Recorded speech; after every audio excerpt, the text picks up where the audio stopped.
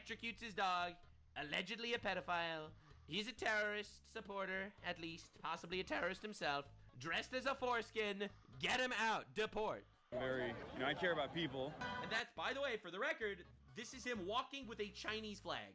He is in China, in Tiananmen Square, walking with a Chinese flag, talking about how he has zero patriotism to America.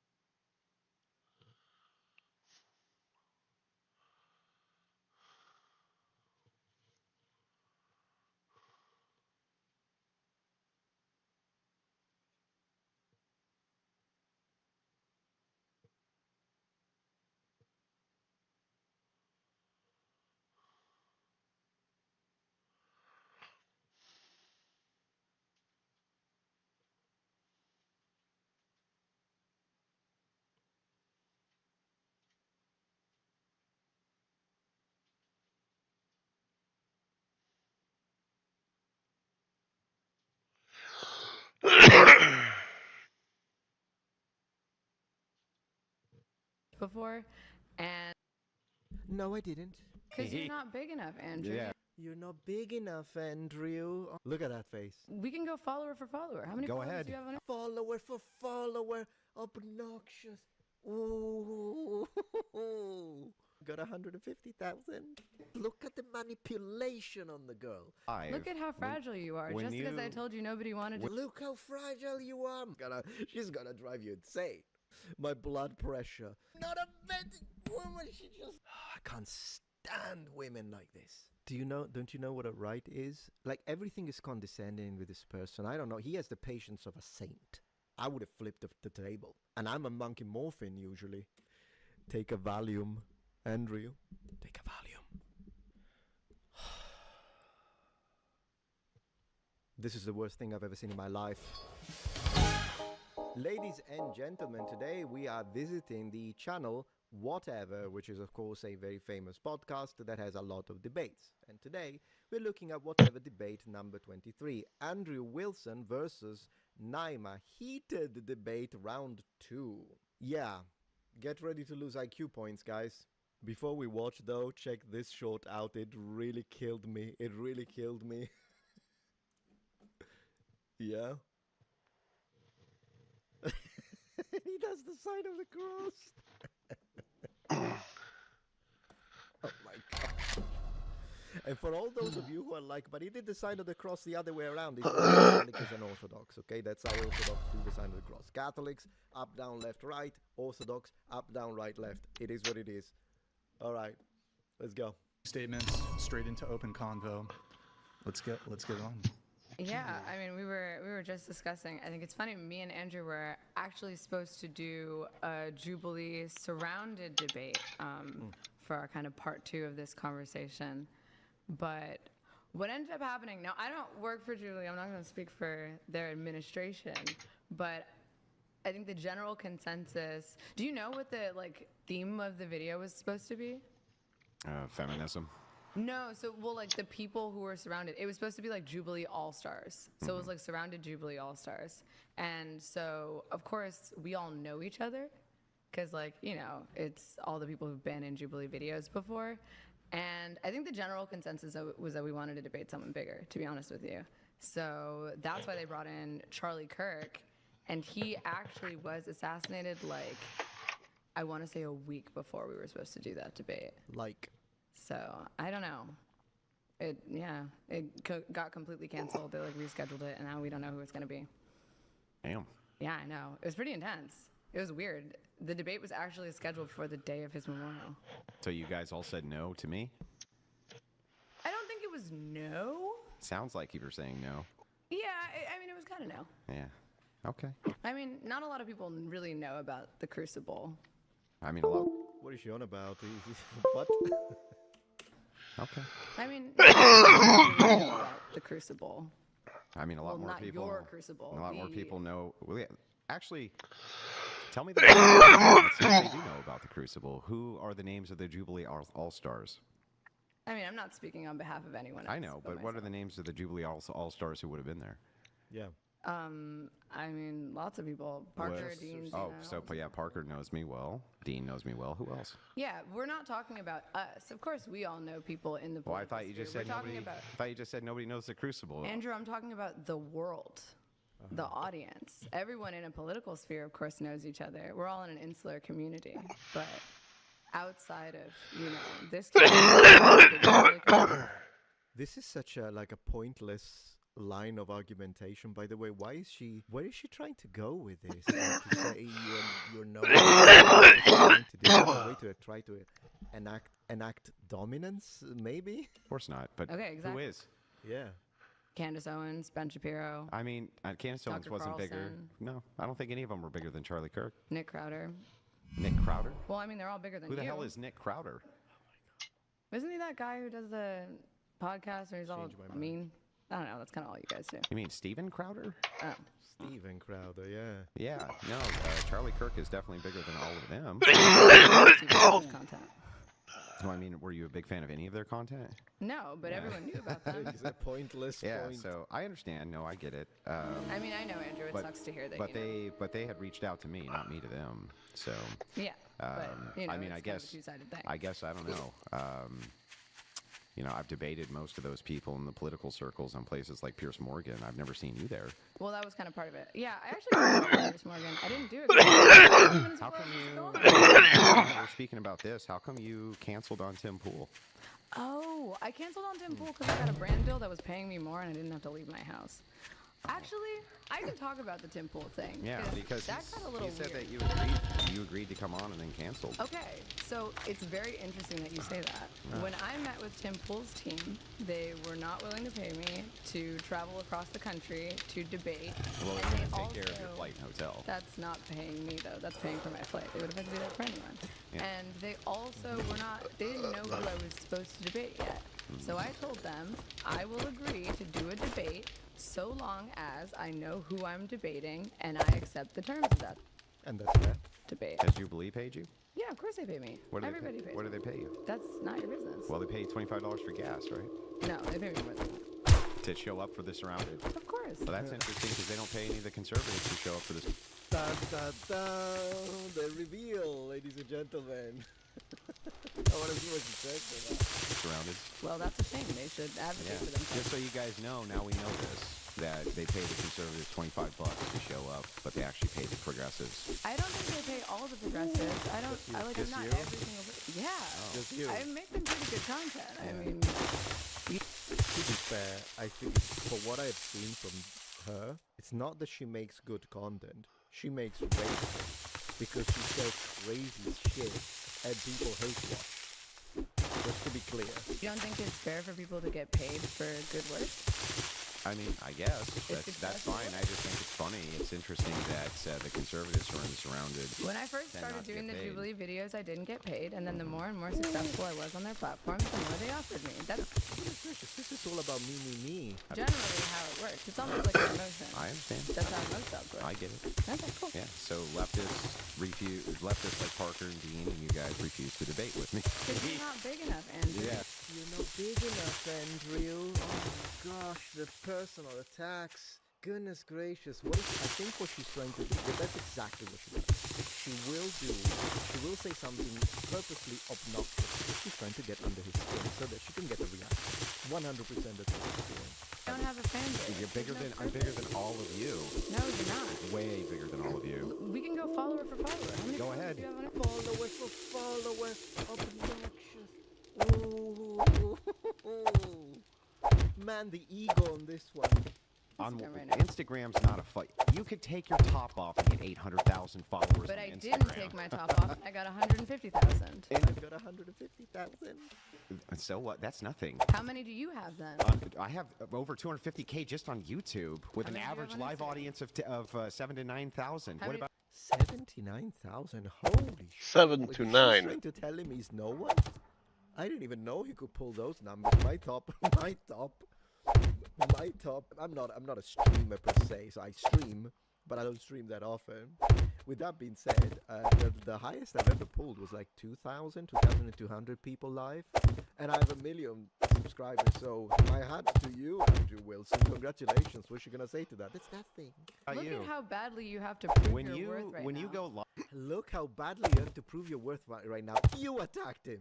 You attacked him. You are the one. Look at the manipulation on the girl. So she will say, you're not big enough. Honestly, you're not big. You're nothing. You have no followers. And then when the guy's like, well, I actually get this amount, these numbers, then he's like, well, I'm bigger than you guys. And then she says, you want to go follower by follower? And then when he gives her real data with the numbers he can pull, which are impressive, then she's like, look how much you're being defensive. You're being defensive. Look at how fragile you are. Just because I told you nobody wanted to. Look how fragile you are, man. She's like the perfect representation of the one woman you never marry. And like this, she's gonna drive you insane. when you go live, how many live viewers do you get? I don't go live. You don't go live. No. If you did go live, how many would you think you'd get? I don't know. I don't go You live. know, Interesting. All right. Well, I do a lot better than Dean and Parker when I go live on YouTube, and they do. I think that's debatable. I'd say It's Dean and not Parker have a debatable. significantly bigger following across platforms. Adam Ockler, all of these people are bigger than I you. don't think so. Andrew, look at how badly you have to defend your self-worth. if you attack his self-worth, it's victim blaming. Victim blaming, lady.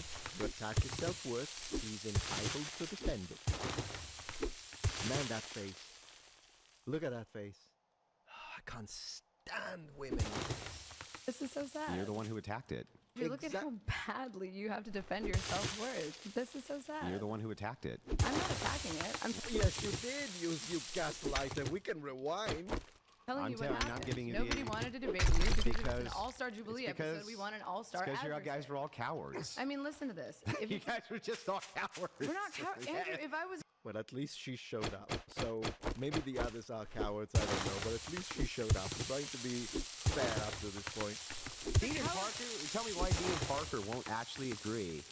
I've said I'd give them $20,000 to show up and do a debate live, so they can't get fed answers from their little teams. Andrew, if I was a coward, I wouldn't be debating you right now. The point was, it was an all-stars debate, and you are not an all-star adversary. Gotcha, you're right. And she is, though.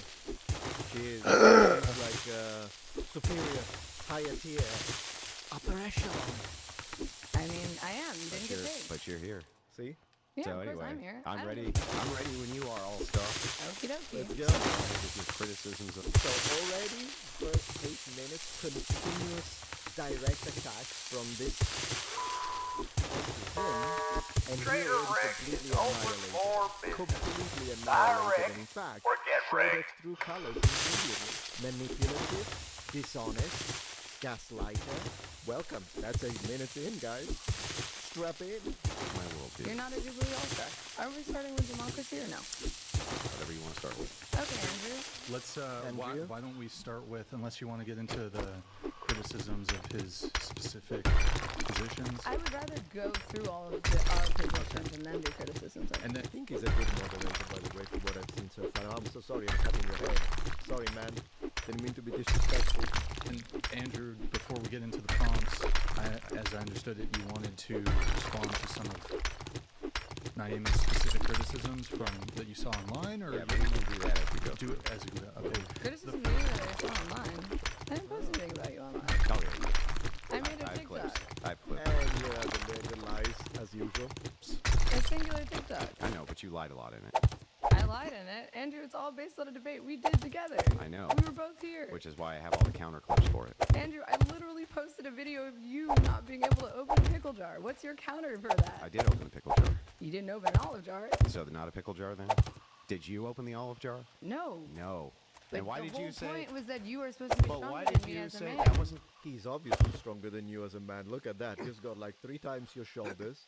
You're covering your arm, but I would be quite confident to say that by looking at this tricep and at this bicep right here, and then we compare, we try to imagine what we've got here. Come on now. Come on now. What is she trying to prove? Of course he's stronger than you. The fact that you can't open a jar doesn't mean anything from that point of view. From that perspective. But Any point that was ever made, you Is lied. that not the point of force doctrine? No.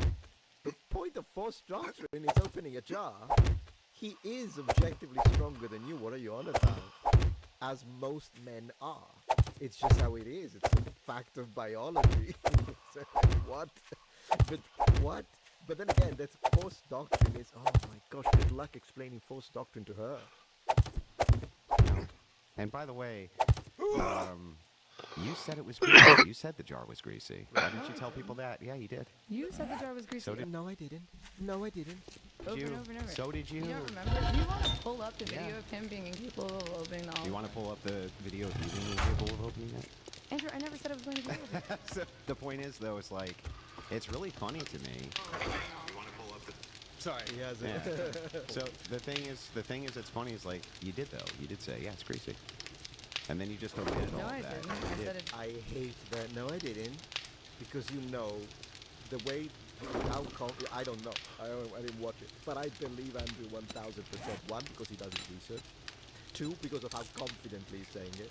Well, look at her. She needs to look at the slide. She's trying to remember, and then she's saying, "No, I didn't," just to be contrarian.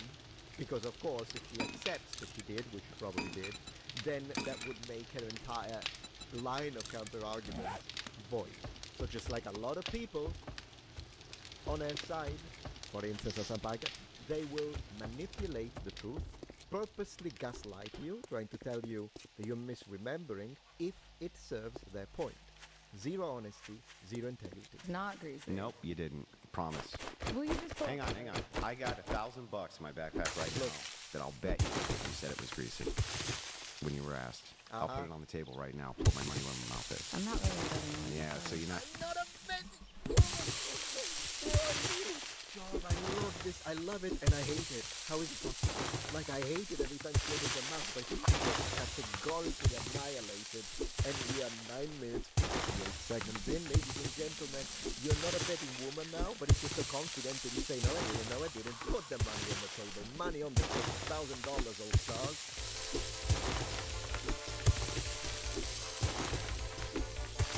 It's wrong.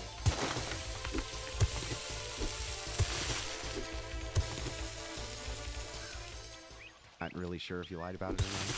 Why would it be a lie? Well, because I think that there was intentionality behind it. So you got So drugged. what you're trying to Well, what I say think is is- that you were incapable of opening Well, I that think you olive got jar drugged. because it was greasy, even though you dried it off with several paper towels. Your And that's chicken with vocals. No, it doesn't matter. The jar was greasy, which of course would explain why it was harder to open. Believable, don't have to say that. And you are countering that and saying, And then he says, "But you said it too," and you're saying, "No, I didn't." Therefore, how can the viewer know which one, before we open the clip, how can the viewer know which of the two is remembering correctly or is stating the truth? Well, look at what he said. He's so confident that he's putting $1,000 on the table, and when that happens, what she does is run away, and now moving this because she can't win that anymore. And for each passing second that she keeps denying the possibility of putting money on the table, she will look worse and worse. The public will be like, "You know what? I don't even need to pull up this." And he's right. When that happens, what she does, she changes the topic. She changes the topic. T-shirt, and then You your couldn't- assistant was able to open it Yeah. despite how greasy But it was. you couldn't. Andrew, you And couldn't Brian, either. neither could Brian. But the point was, it was an Leave me attempt out to. of this, Yeah. please leave me But out. the point Uh-huh. was, it was an attempt to emasculate me and show how weak I am, and it turns out that you are just as Do weak. you think? This is physically impossible. You should strong arm her now. She's the same type of person that will tell you there's no difference between female and male. When it comes to upper body strength, muscle mass, percentages in comparison to the actual ratio, in comparison to fat to mass percentages, like this. So, you know what should happen now? I should be the mediator. You know what should happen now? Just like he said, I'm going to put $1,000 on the table. Now you should put the arm on the table. So she should do that. Because otherwise it's all theory. You're not really stronger than me. I'm not really weaker than you. Arm wrestle. He's going to break her arm in half. How would that demonstrate that I was weaker than you? Yeah. Because neither of us could open Do you the want to olive arm jar. wrestle? Thank you. No. Why? No, of course not. Because you're full of shit. Holy moly, I can't believe it. And it hasn't even started. Wait until they get into feminism at this point. If she's already been completely wiped the floor with Miss All Stars. This is you. ridiculous. It's the most ridiculous shit ever, and it has. Thank you. Wait a second. It was an attempt to emasculate me and show how weak I am, and it turns out that you are just as Do weak. you think? How? It turns out you're just as weak. No, it could be that the jar was so difficult to open at that point for whatever reason. Let me put this in D&D terms. I'm gonna put it in D&D terms. So, nine. We have a jar, and we have two people that are supposed to open it. One has strength 16, the other one has strength 9. However, in order to open the jar, you need someone with strength 18. So, strength 16, she tries, doesn't open. Strength 9, she tries, doesn't open. But then, the barbarian with strength 18 enters the room and opens it. Does this fact mathematically mean that the person with strength 16 and the person with strength 9 are equal? That's their logic. That's their logic. Good luck having strong political points, considering that's the logics. Well, would that demonstrate that I was weaker than you? Because neither of us could open Do the you want to other arm jar. wrestle? No. No, I why? don't want to touch It's just you. ridiculous. It's the most ridiculous shit ever, and it has nothing to do with force You're doctrine. so pressed about it. You just couldn't open an olive jar, man. Get over it. Okay, bro. I'm just So telling annoying. you that you Couldn't open an have olive gone jar. out of your way. Look at the bully brat. This is a bully that you see on the right. It's a brat. To lie over and over about my position. Gone out of your way to lie. Dude, your name is not in my mouth. I don't give a fuck about you just after I saying that you leave. lie a lot So about my empowered. What an empowered. positions. I played a clip of you. What? Okay, but I'm gonna play clips that'll show the lies about my positions. Please. I made No. one video And you about lied a that lot in the video. specific moment. Lied a lot about my positions. You said things like, "This man wants to get rid of women." Even that, what does it mean that you made a single video? So what? A single video can have 17 different points that are lies. Of women's rights, and you said all sorts of things. I Now, made one you video. said things like, "This man wants to get rid of women's rights," and you said all sorts of things. You said that. No, I didn't. Yes, you There we did. go. No, I didn't. Andrew, I just watched our debate back. Yes, the fuck you did. Okay, tell me my positions in. What is force doctrine? Force doctrine is that whole theory that might makes right. Essentially, it is more. Okay, then why don't you define your No, theory? you have to tell. Listen, first, you can't criticize a position Yeah, unless you you don't can know it. stably tell me Yeah. what you think the position means before you criticize it. Of So what course. is it? What's force Well, doctrine? your position is descriptive. So do you want to define your terms before we argue of whether or not I want to know what we you think agree? force doctrine is, because you're critical of it. Yeah. How can you be critical of a position you can't define? Or understand.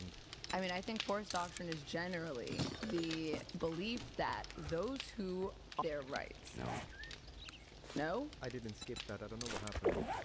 Did the editor?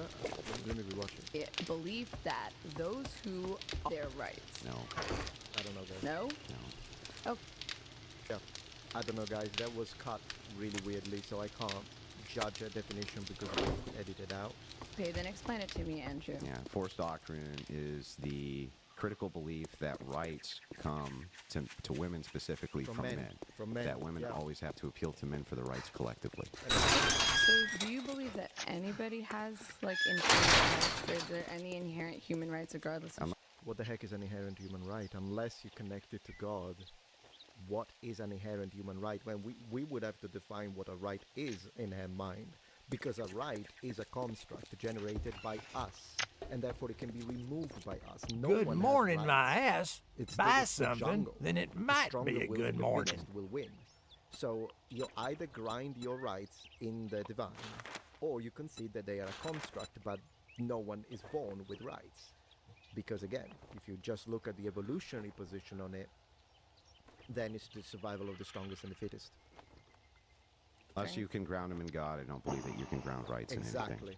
And if you can't, Human rights regardless of unless you strength? can ground them in God, I don't believe that you can ground rights in anything. Absolutely, yeah. And if you can, go ahead and do so. Okay, so then based on your religion, what are the inherent rights that humans Well, first, I need you to understand what the criticism is. Yeah. So, when I say to you, I don't believe that you can ground rights absent religion, do you agree that that's true or false? Take a look, buy absolutely some true. shit, I and get the believe hell that's out. false. Of course she does. But now we knew that. Problem is she going to be able to defend it? Because now she needs to prove she's of course entitled to disagree with Cha-ching! that, but now she has Thanks, to tell buddy. us how do you ground your rights? Onto what? Okay, course you can then ground can rights. you ground rights for me? Absent mean- religion. Do you not know what rights are? Can you ground them absent religion? Go ahead. Grounding rights absent of religion. I mean, there's natural law, there's humanistic theories on law. Well, I don't know which one you're going to go with, but go with one of them. Okay, well, let's see. Which one would you prefer? You could do humanistic theory. Don't you know what a right is? Like, everything is condescending with this person. I don't know. He has the patience of a saint. I'll be honest with you. I would have flipped the table. And I'm a monkey morphin usually. We could do deontological I ethics. literally don't give a shit. I just want you to ground rights outside of God. Oh, maybe there was an audio problem before. It wasn't an editing issue. Okay. Cool. Makes sense. Nick, you gotta send me. Okay, continue, guys. Continue the debate. I guess, what do you mean ground rights? Do you mean justify? Yeah, who is going to be able to enforce those rights? Right enforcement. Human rights? I mean this. When I say ground rights, what are you appealing to? Let's just make it easy. What are you appealing to for rights? Force Morality. doctrine. Morality! Force doctrine. Force doctrine. If morality was sufficient to ground rights, then fascists wouldn't exist. Because here's the problem. First, morality shifts. So it depends on who you're asking. Because for someone, something is moral. Immoral. Of your rights doesn't work. But also, he's talking about who can enforce and ensure. If they're grounded in morality, it would mean that in the presence of an Adolf Hitler, someone should say, I have the right to speak, and then you get arrested by the hence ground the rights. It's really that simple. It's really that simple, guys. Okay. That can either be morality through religion, or that can be morality through natural law, that can be morality through a social contract. I'm not interested in all that can be morality through creating an egalitarian society. Not that is interested functioning. at all in possibilities. I'm interested in the one that you have. These aren't possible. I Can mean, you tell me any what and all of them. I just want to know what you ground rights. Morality.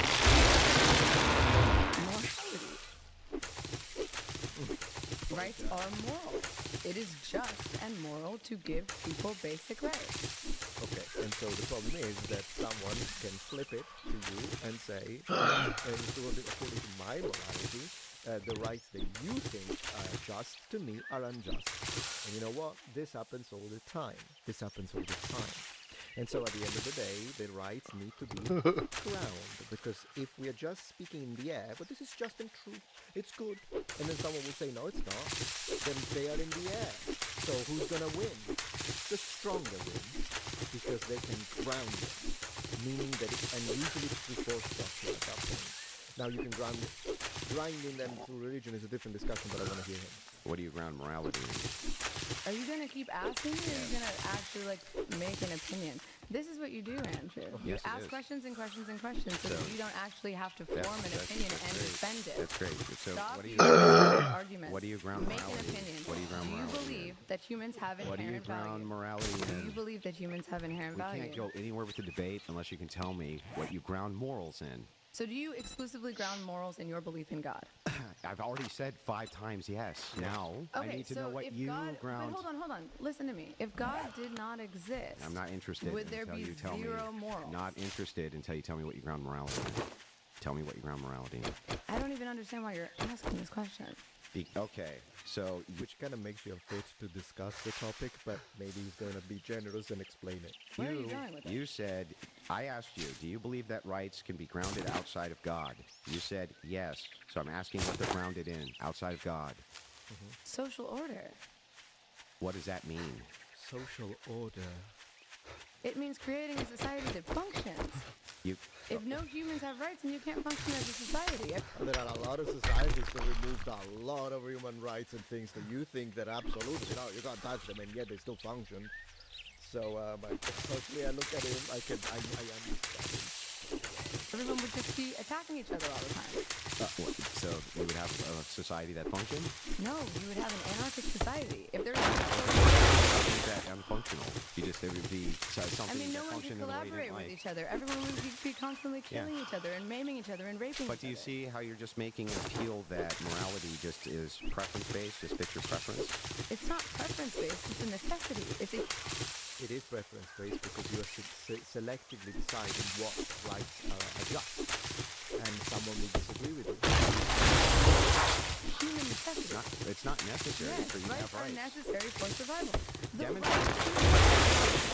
So rights are necessary for survival. She needs to take a bath. Because I can imagine, I can see the T-Rex not giving a about the rights of our velociraptor.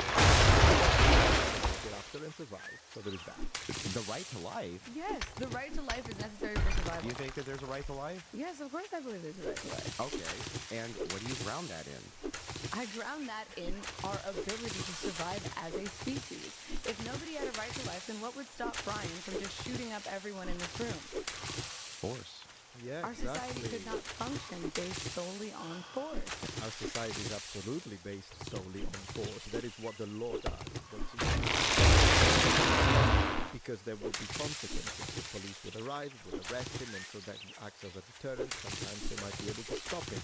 Problem is, that's exactly how it works. He hasn't got a clue. And how come We society? would all just be beating each other up all And the how time. come societies right now do? Force. We have tons of other forms of power that exist in society. Yeah, like, I have the power of representation and the power of being nice and tolerant. So if a foreign enemy invades us, I will tell them, but I have the power of tolerance, and so they will be repelled without force. Am I right? Do you agree with me that there are societies which function purely on force? Yeah, and they suck. Name a singular one that Like exists North that Korea. is like Yeah, but fun to live Do in. you see how now you're changing the goalposts? So Yeah. I'm not you said changing the before. goalposts. I'm trying to create a society. Remember how we weren't that talking about is interruptions? progressive. Can I at least make the You've point? interrupted me like 5 times since you started. Yeah. But Okay. sure. Well, so anyway, where you switched the goalpost here was you said that societies cannot exist. They can't exist absent rights. And my contention here is that they can. They can exist course they just via force. Eventually, Hang they on. will not Let me make exist. They will not exist. let me make the point. They can exist absent rights, and you say that rights are necessary for societies to exist. Clearly, that's not true. I can point to you right now societies where they don't have rights. Name a singular society where no human has any rights that exist. North Korea. Anything you have that's a right comes from the state. They still have a right to life. They have a right. No, to they life. don't. No, they don't. Scream against totalitarian No, they imposed don't. award and say that he's a monster. But then when They come kill out and say, motherfuckers "But I don't every know day there. Oh my god, they don't even have a right to food. He's been legal." No, there's no right to life. They take you out in the field and shoot you if you So look at then them why cross-eyed. don't you go live in North Korea? Oh my gosh, why don't you go live in North Korea? Guys, I don't know if I can do this. My blood pressure. Look at, she just lost the point, and so she does the personal attack that is completely irrelevant to the validity or the logical consistency of the point that was just presented by Andrew. Is that an argument? Would you like to go live Is that in an North argument? Korea, Andrew? Is that an argument? Are you arguing in favor of North Korea? You think Are you arguing in favor of North Korea? This No, is I'm just the pointing reason out North that Korea people are exists. Black, and people telling me, you saying you don't want to see black people on the screen? That's the space. Right here. Completely. She just said she does good work. This is not good work, Nyla. This is embarrassing. the North Korean government structure is fun? A vibe? Like, why would anyone want to go there? What does that have to do with anything I just said? Because it's not a sustainable society. It's a It's society. that perpetuates human Let's try suffering this because again. no one has She a... doesn't even know how to address the argument. She doesn't even understand the point. So Free will. I know that. Why don't So you as make we're an doing, opinion now? as we're doing the obfuscation here, I just want to point this out. I asked you how you ground rights. You said rights exist absent preference, and I said okay, if they exist absent preference, how come I can point? Well, you said you have to have rights for there to even be a society. I can point to a society where humans have no rights, and clearly that's a society. So I don't understand how it is that you think that you can't have societies which exist without rights, and you still haven't given me accounting for where rights come from. And so it's critical. I gave you my opinion about force doctrine. I told you what I think about rights. So do you... And so okay. hang on. And so I told you what I think about rights. Right now, we're just clarifying language so you can't do the fallacy of equivocation. I don't want you to move between separate definitions of a word using vagueness, which is fallacious, so fallacious debate move. I want you instead to be very clear on what rights are, what you ground them in, where they come from, and that's what we're debating about if we're talking about rights. So please do so. We're not debating about that. We're debating about forced doctrine and the morality of forced doctrine. Is moral. Yes. Do you believe that it is moral to take Yeah, and it is, and so do you, because if he starts doing stuff that you think is homophobic, transphobic, and then he starts, for instance, trying to enact and enforce his values on you by force, you would call the police, which means you love forced doctrine. rights away from people on the basis This is of force? pure You obfuscation. believe in coercive power. This is pure But obfuscation. my issue I do with think it's Andrew- fair for you to answer his It question. is. I think, honestly, Andrew, my issue with I where don't you're care about going in anything this you're about to debate- say. Just want to know If where you don't care rights about come anything from. that I'm about to say, then why should I bother? Where do rights come from? I believe that humans have natural rights. I believe that humans Okay, are entitled to natural rights. Yes. Okay, so natural theory is what Nala believes. Or, I'm sorry, not Nala. What is it? Naima, sorry. Natural rights. Okay, and I don't where think that they have to be ordained by God. and I where- believe that everyone has an inherent set of rights. they're inherent. Yes, Fantasyland. it's natural, inherent, these are synonyms. So where do they come from? Natural, inherent, these are synonyms. No, they're not, actually. Natural means one thing, inherent is another. Two completely different words, not synonyms. What do you mean? It's a right. It's not a physical thing. Like, you get that, right? No. You get that, right? Constantly an attack at his intelligence. Constantly. This is such a weak mind. No? Can you explain it for me? No. Well, the right to life comes from being alive. So, what do you mean, where does it come from? Can't- Where does life come from? No, Well, where- life where comes the- from when a man and a woman are in love and they hold hands for a very long time. Yeah. They can make a baby. That's where life comes from.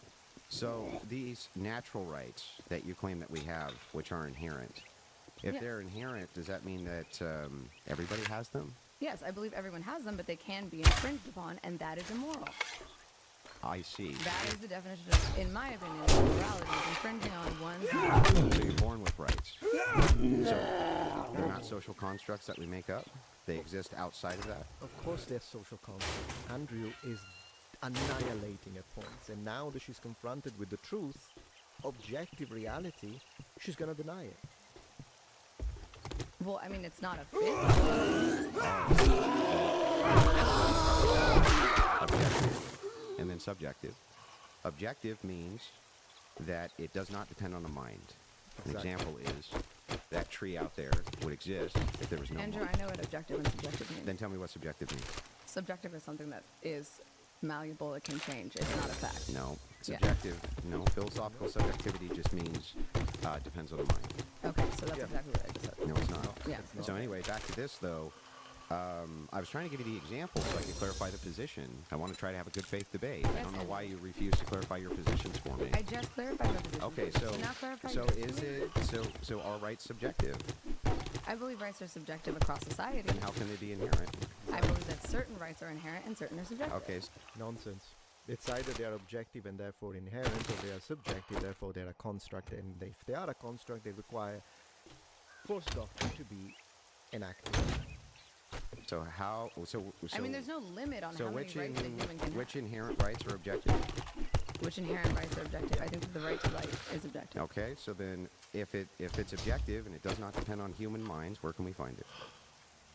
We can find it in being alive. What the fuck are you talking about? Where can you find the right to life absent the grounding in meaning all minds are gone?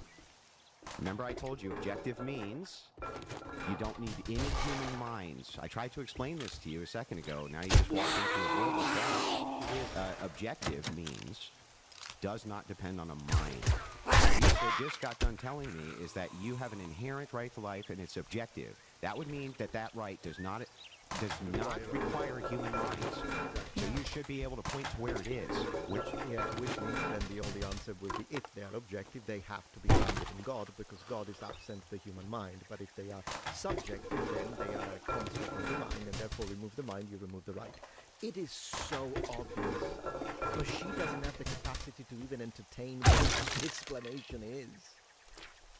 But she doesn't even understand Where is it? Andrew, rights are not physical, though. Not everything that is objective is physical. Okay, then what is everything that's subjective if it's not physical? Well, you just defined it. What? You just defined What are you it. talking about?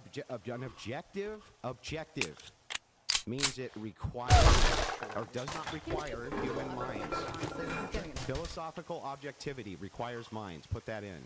No, don't put requires mine. Just the definition. I'll do it for both of you. Thank you. So objectivity, the quality of being objective. Here, Thank let's you, do it. Merriam-Webster. Yeah. You have to put philosophical objectivity requires minds. Okay. That way we can clarify Let's it. just do a basic definition of I'll do hers, objectivity and and I'll do work yours. off of that. So objective, not influenced by personal feelings or opinions exactly. So absent the mind. Yeah. in considering and works. representing facts. Still works. Thank you. Yeah, but that would have to be material. Not all facts are material, Andrew. One. I mean, air exists and Is air currently. material? Air is not material. Oh my god. Air is not material. She thinks air is spiritual now. Air is spiritual, guys. Actually, yeah, air is material. Okay, yeah, air is material. I'll give you that one. Oh god. Oh god. Okay, so we have in here Spiritual. rights that aren't Oh, material, God. they're objective. There are some material facts. Do you genuinely not believe that? What? I mean, thoughts. Like humans have thoughts. Thoughts are not material. Where do thoughts come from something material? But a thought is not material. How do you know? believe that a thought is material? How do you know? When you have thoughts, the steam rise out of your fucking How head. do you No. how do you know a thought's not material? How do you know thoughts are? Well, the thing is What like, thought that you've had is material? you would ground a thought in a brain, right? Yeah, but a brain and a thought are two different Yeah, things. so you would agree with me that if there was no more brains, there would be no more thoughts. Yes. Because your brain creates thoughts. Destroyed air. It's the same thing. The right is an abstract and is grounded in either God or the human mind. So it's the human mind that creates the right, just like it's the human mind that creates the thought, or it's God that creates the right? So removing God for a moment, since that's not what she thinks she's grounded in, he just destroyed it. He just destroyed it. So without But a so thought is your is so without Are you really trying to argue that there is a material thought? oh, what I'm telling you, Then what the fuck are you talking I'm about? gonna tell you so that you understand. Do you agree with me that if we have no more brains, we have no more thoughts? Sure. Okay, great. Then what that means is that you're appealing to something material for thought. Okay. But a thought under- is still immaterial. Okay. Well, it doesn't well mean hang that. on. The trick here is to understand that when I say objective, right, Sure. it means it doesn't depend on the mind. When I say subjective, it means it does depend. Okay. Hang on. I want to be very clear. Sure. It means it does. So when I say where do rights come from, you say rights are objective. That means they exist somewhere outside of minds. So can you tell me where? No, I'm not saying that objectivity needs to exist physically. I think that things can be objective without existing physically. So why don't you give an opinion on your actual belief? Because right now I'm just trying to figure out what the terms are for rights themselves, so we don't equivocate. Do you not know what rights are? I don't The know what you opposite think of they rights. are. What are they? Exactly. I don't know what you think they are. Well, you just told me that they're objective, but then you don't give me any grounding for them. Certain rights are objective. Okay, where did They are objective and grounded in human morality, which can be based on a god, as you do. So she's grounding non-physical things, human rights, onto another non-physical. Or which can be based on our conception of natural law. does human morality require a mind? Sure, Andrew. Well, then it can't be objective. Yes, it can, because objective things can be immaterial. You don't know what objective means. You're using No, you don't know what objective means. There is an outside definition too, not dependent on the mind for existence. Actually, I'll repeat the words though. Will you stop Of a deep-throating person. the mic? Andrew, stop doing this to your face. You're coping so bad. You're so dumb. Yeah. You know, I can't believe you didn't focus this so bad. Yeah. Oh, go ahead. of a person or their judgment, not influenced by personal feelings or opinions in considering and representing facts. Also, Andrew, did you want me to look up something, or? I just want to know if rights are objective and they don't depend on minds, can you please tell me where I can find them? Andrew, how could you there are things that exist that are not physical. I'm not talking about whatever you think exists. It's not physical. There I is just no want to know. limited number of I just want to know rights. about rights right now. Just It's rights. immaterial. Do you understand that? It's a concept. Do you know what a concept is? Do concepts require minds? Sure, Andrew. Then rights then exist in your mind. Then where's it? So then they're not objective. But something can exist in your mind and still But be are we objective. talking about something, do or are you we not talking about think- rights? So do you not think that people have an objective right to life? Listen, Like, what Yeah, are people do not have an objective right to life unless you connect it to God. If you don't connect it to God, it's not objective, it's subjective, and it's something that as a society we decide this is the right thing to do, but it's not objective. And the reason why you know it's not objective is that, of course, it can be taken from you. are you arguing? right now, I'm You're just just trying to arguing get on to. One at a Hold time, on, please. can I One at a just- time. Go ahead. You're Go ahead, arguing and then on Andrew, a you respond. definition because you don't want to actually have to defend your opinion. Now to analyze Why would I ever, in a million years, be required to defend rights if you can't even fucking tell me what they are? I just did. Yeah, 8 but times. I just pointed out all the incoherency with what Yeah. you just said. It's No, you totally didn't. incoherent.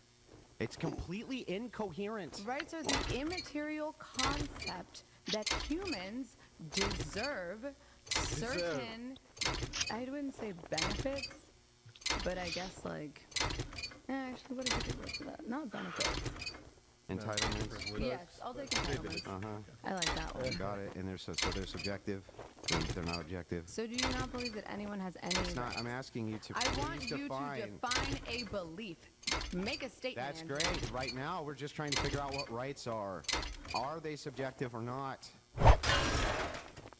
I think that certain rights are not subjective. Okay, can you demonstrate the rights that are not subjective? I think that rights can be infringed upon, but I Can you think tell me that the is rights that aren't immoral. subjective? I think that the right to life is not subjective. Okay, so it's I've just said it so, like 8 times. so the right, this right which exists for Mm-hmm. life, that doesn't require human minds.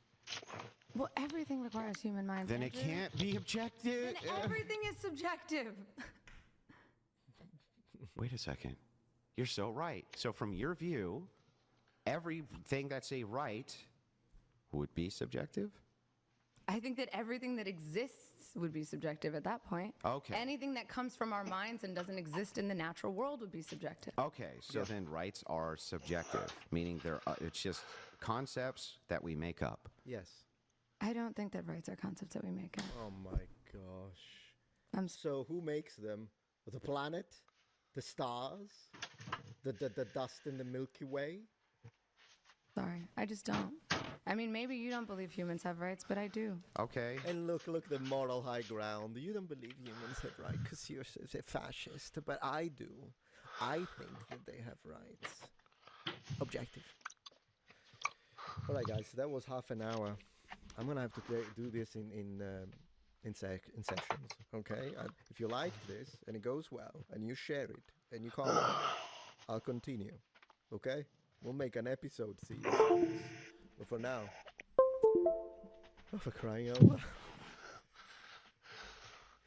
Take a Valium, Andrew.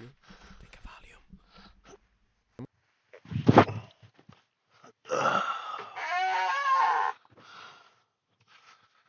Oh, I got up to get something to drink. I got something to eat instead. Man, I'm stupid. I'm gonna have to skip ahead when they show the movie if it's too long. I'll have to be a little careful. Look at the bit. It's Dumbledore with an axe. Have you ever seen Dumbledore with an axe? Welcome to the Metatron channel. I find the best stuff just for you. Alright, we're already starting with good copyright material right there. How about we skip it? Yeah, let's go. The modern idea that Vikings threw their axe is a misconception. If you look at the physics of an axe, they're very poorly suited for throwing and combat. I'm Dr. William Short. I'm an independent scholar focusing on scientific research of Vikings, particularly Viking combat. Today we're going to look at Viking battles in movies and TV and judge how real they are.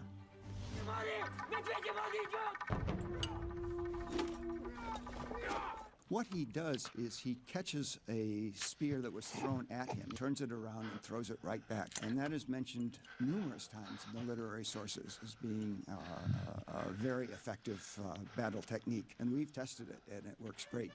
It's really not so difficult to catch the spear in flight and throw it back. Of course he has tested it. Where are the ditches, though? All right.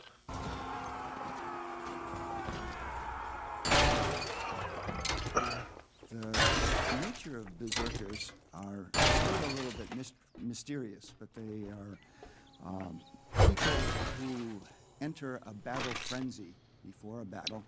And the sources say they howl like wolves, they bite their shields, and iron and fire cannot harm them. What he said about berserkers, I haven't edited the video, of course he's right. Did you notice that he said they howl like wolves? And that's because usually when we think of berserkers, we think of bear skin, which is correct. And by the way, it could be a linguistic joke, because in Old Norse, as well as in English, bear can mean animal, or bear in the sense that you're not wearing anything. So bear skin could mean that you're wearing the skin of a bear, or bear skin in the sense that you're not wearing anything. So, it could have been a joke in period. That's my interpretation. I think it was like a double entendre in period as well. Double meaning. That's what I think. But then there is also the connection with the warriors with the wolves. These exist in ancient Roman life. Depending on how you interpret the sources, either they are the same thing, or they're two separate types of warriors, and it's difficult to know. A typical enclosure would be a wood palisade fence. And climbing it with an axe seems very good, using the axe to pull yourself up. And we've done a lot of research on the physics of these weapons, doing motion capture, measuring historic weapons, using computer models to study it. And what the axe has over some of the other weapons is just this insane amount of power. In one of our measurements, at the moment the two-handed axe hits the target, it just destroys what it touches. And that's how Vikings used it. The village is a sax, and before he enters, you can see that it's slung horizontally from his belt. A sax was a short sword. What the sax is a chopping knife, and he's holding it upside down in a strange way and uses it for a slice, and that's not what the weapon is meant for at all. Yeah, some people consider the sax more like a. Some people say it's a big knife. Some people say it's short sword. Regardless of the nomenclature, how you would consider a sax. Let's be honest about it. He's nice, so he didn't say it. But let's be honest about it. He just wanted it to look cool. It's reverse grip. It's what was popularized through ninja movies, and now everybody, the Witcher does it, Samurai do it. Sometimes you see medieval knights doing it. It's like, it's silly. It's the reverse grip. The only times in which I can see the reverse grip of the ice pick grip work is that if you have a very stubby weapon and you're trying to stab through something hard, great, because you get good precision, a lot of power through a reverse grip. But to hold it this way, you try to block this is ridiculous. And destroying things with fire was just a way to emphasize the terror of these kinds of raids. We've done some tests where we actually built Viking houses, instrumented them, burned them down. It's only a matter of a few minutes before everyone inside is dead. Man, this guy, everything. Now, in a minute, they're gonna be like, look, they destroyed an entire village. Oh, yeah, we tested that. We completely raided an entire village. Yeah, women, children, animals. We just did everything for science. This guy's done everything. Like, in a minute, they'll be like trying to worship Odin, and they'll be like, oh, yeah, we summoned Odin through a ritual, and it worked. So I can tell you that Odin appeared, there was a crow, and all that. It was great. This guy's done everything for science. Like, honestly, he built a Viking historically only to burn it down to the ground. Man, this guy's like the forefront of experiential archaeology. Now they're gonna show the Drakar or Drekar. They're gonna show the boats, and he'll tell you, oh yeah, I've just sailed through Iceland, all around Iceland, and then went back to the other Nordic country on one of those. I did that totally, because we need to try. The game not like a little bit off. We play it almost every year. Our research suggests that it's something quite different than what you see on the screen. So in the clip we see 5 versus 5, but in Viking times it's pretty clear that it was 1-on-1. People were carefully matched to be about the same strength.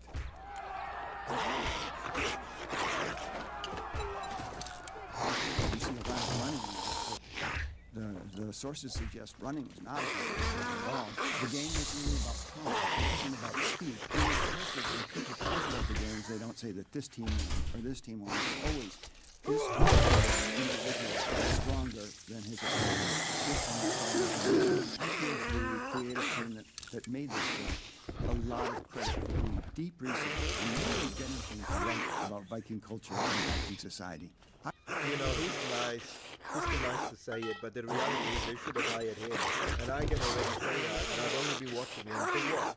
5 minutes? This guy's good. Deep research and really getting things right about Viking culture and Viking society.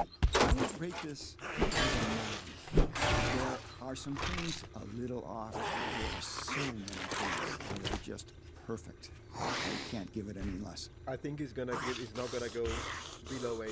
So that's the only thing. I think we need him to do the explanation because he's nice. He's got the beard. He's knowledgeable. He's such a nice guy. And then you need me to give the actual number because then I'm gonna go like it will be like good cop, bad cop. So the guy is gonna be like, oh, I really appreciate your effort, son, for having done that.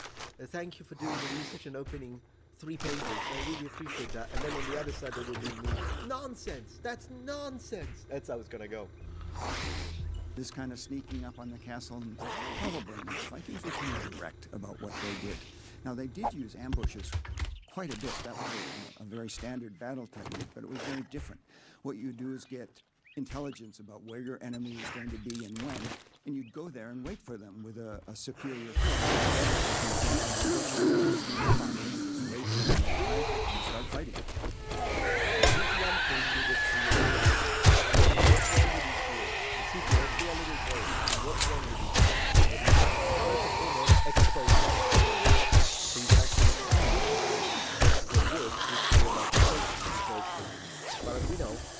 Remnant, not only of Viking shields, Norse shields, but also shields in other cultures show that shields were always covered. When it comes to that cover, it depends, it can be leather, but usually fabric, it could be linen, and then you paint on top of that, rather than having just the wood and a couple of brushes of paint. And that's not only because it really helps, it helps keeping the planks together. The wooden construction is kept together more easily when they are inside something. Because imagine, you hit this thing once or twice, and then it splits, and the planks want to go everywhere. But when it's all put together and kept together with a covering, then they will stay together more easily. That's one thing. Now, this cover can be only leaving the back exposed, or it can be front and back. Both are attested. At that point, it's your own preference. The next thing is the umbo. The center here is correct because Norse shields are center grip, so they need a hole in the center so that people can grab it. Usually you grab it this way, and so in order to protect your hand, you have the boss, the shield boss. Now, was it made of iron? Yes, depending on the situation, the availability. The only problem with these is that you can clearly see they are machine-made. When umbo and bosses are made by hand, there will be a little variability. They will not look exactly... These are all literally photocopied. Like you can see, these are made by a production chain with machine. And if you have a good... It's not the worst I've seen. I've seen worse, so they're not too bad, but still, also how concave or convex, that will vary. Then they tend to be too thin. Now shields also in video games, they tend to be too thick. In movie props, they tend to be too thin. And in fact, it's a bit of a, because do remember, it's multiple layers of wood. They're not going to be super thick, but these, to me, appear to be a little too thin. And then one more thing is the rim around. Now, there is evidence of a iron rim. So it did exist, but probably due to the fact that it would be more expensive, every single shield with an iron rim is not believable. What would be more likely is that some people would have had an iron rim, but other people would have had a rawhide rim, which most likely would have been more common. It's just that it's perishable, organic, and so we don't have many, but we do have the remnants of rawhide rims. And some of these rawhide rims sometimes would be strengthened at intervals with little metal, I don't remember the term in English right now, but like little attachments of metal. I can show you all of this because I just so happen to have historically accurate shield just over there. So give me 2 seconds and I'll pick it up. So this is the back of the shield you can see here. It's pretty big. Also size will vary, by the way. So you can see this is and this can be decorated sometimes, as this one is a little handmade, of course, decorated. And you can see, I specifically chose to have this one left uncovered in the back because I wanted to show the pattern of the shield. Then, if we turn it around, you can see this one was painted. I painted it this way. I had it painted this way because of Valheim, by the way. That was a reference to Valheim. So you can still see the nails that connect the center of the shield. This is a handmade iron window. It was made by hand. And then for the rim, instead of going for iron, we actually went with rawhide. But we do have at interval these iron reinforcements here, which are pretty cool. And then, as you can see in the back, the shield can be worn, and you have this accurate leather strap.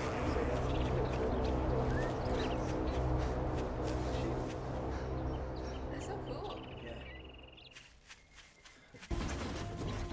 The shield wall we see in this clip and numerous others really do not depict the shield wall as it was used in the Viking Age. The shield wall, the ancient word is skjaldborg, was mainly meant to protect against projectiles, so that the king could observe and issue his orders, and then it would be taken down and continue the fight. Project against projectiles.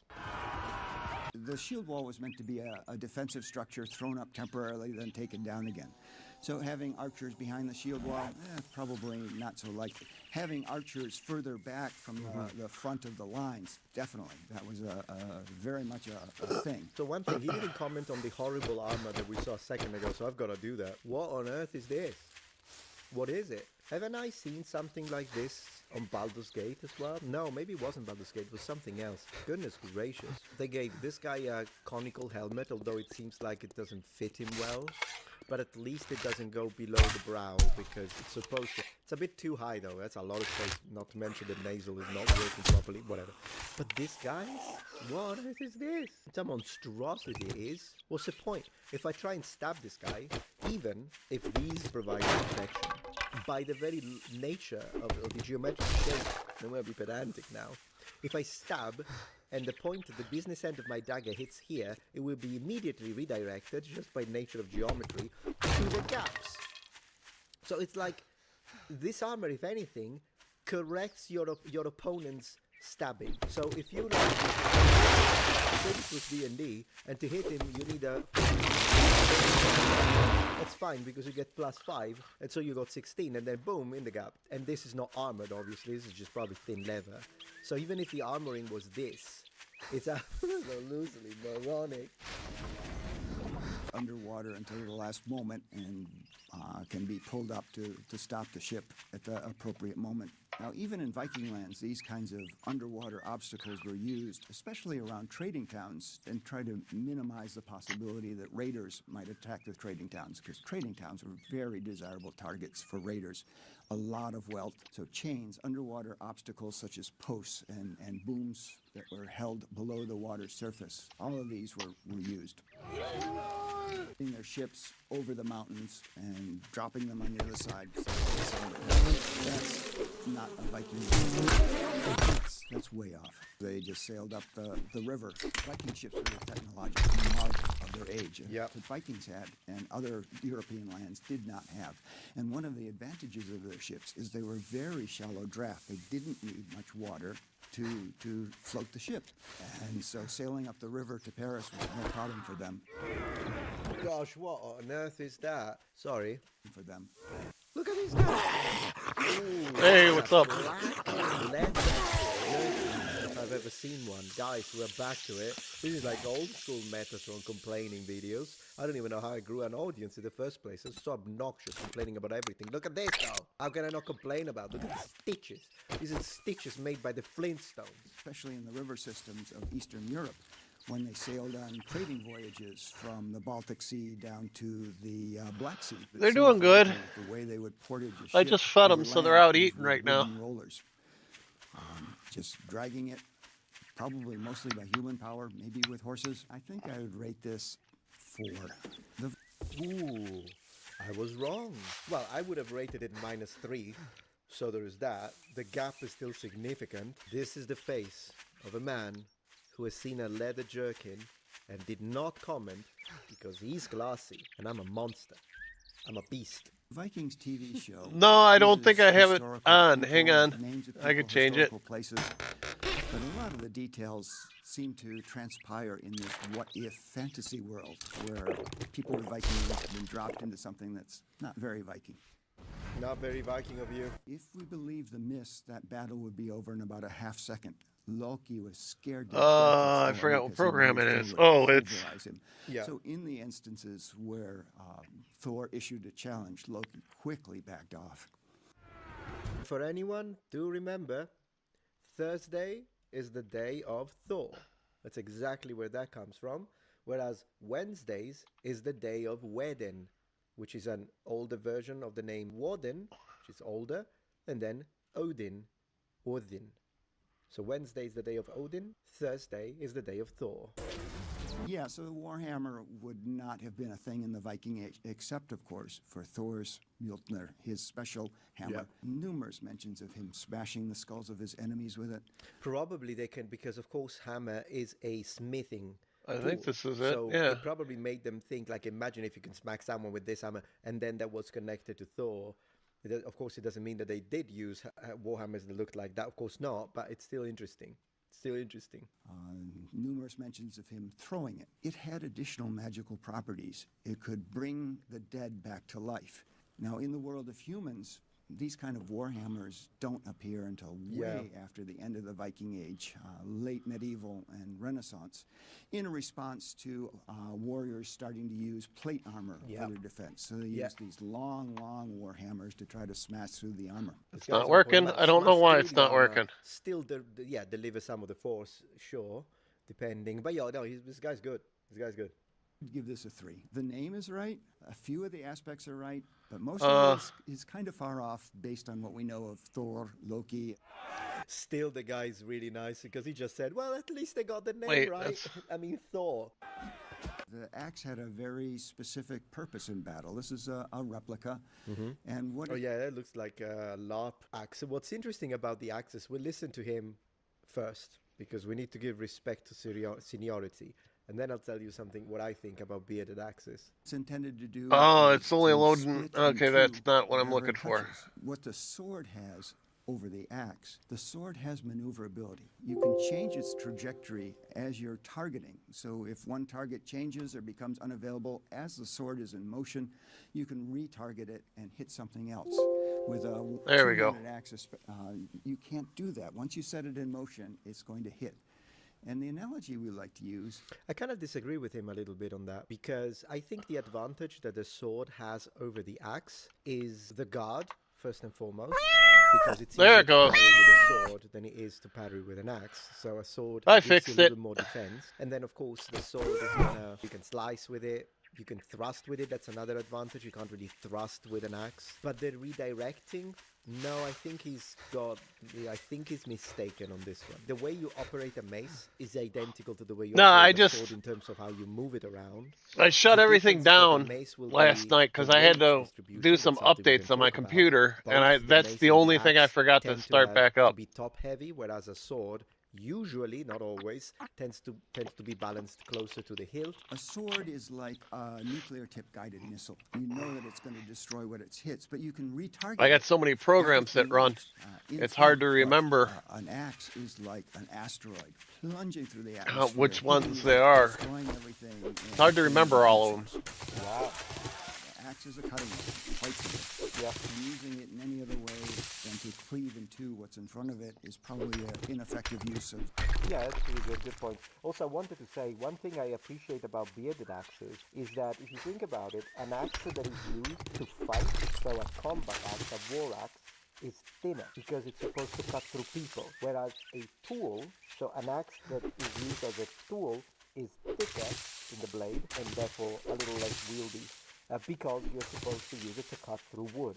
And that's one big difference. I love bearded axes, but when you look at the design, they are relatively thin. And that's something that usually they get wrong in video games because they basically make war axes the same thickness as tool axes that are used for wood chopping. Of the weapon. And we see that in the clip that a lot of hits with the butt, a lot of strange uses of the axe. I don't think a Viking would typically do that. So in a fight, they would want to apply pressure.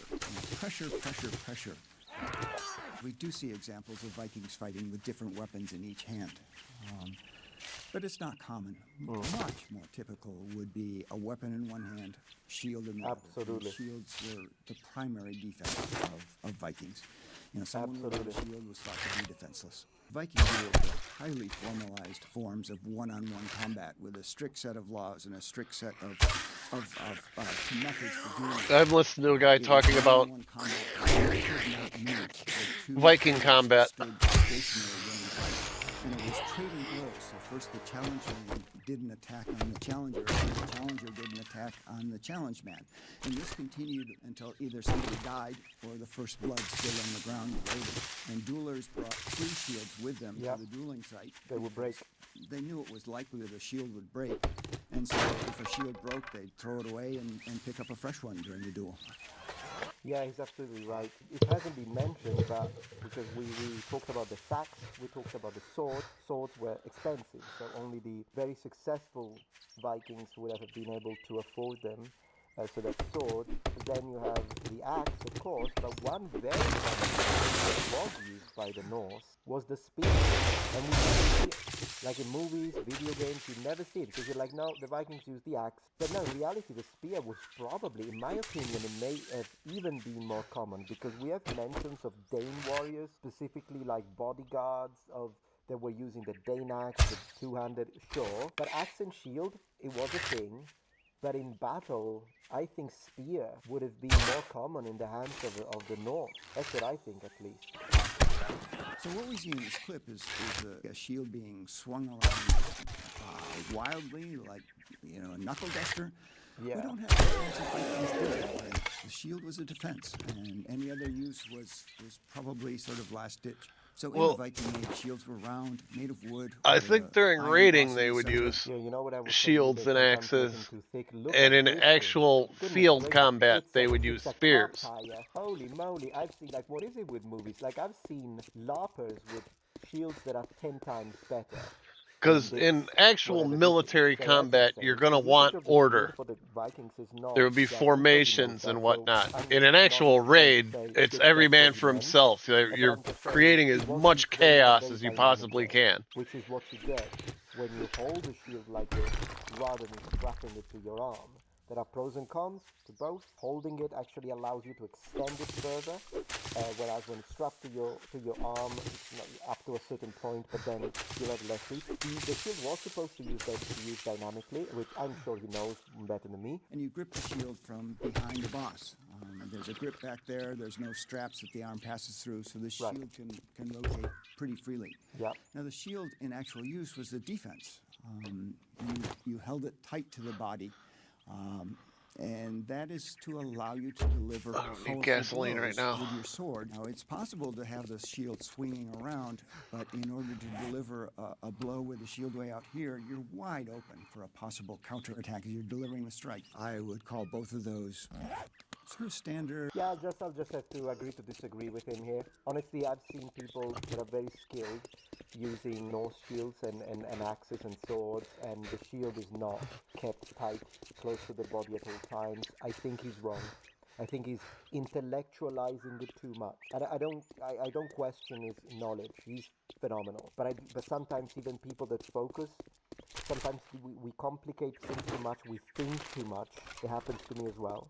And then we end up disregarding ideas that instead probably a Norse person would be like, nah, not at all. I move it around. I do whatever I want with it. Smash someone in the face, counter with it.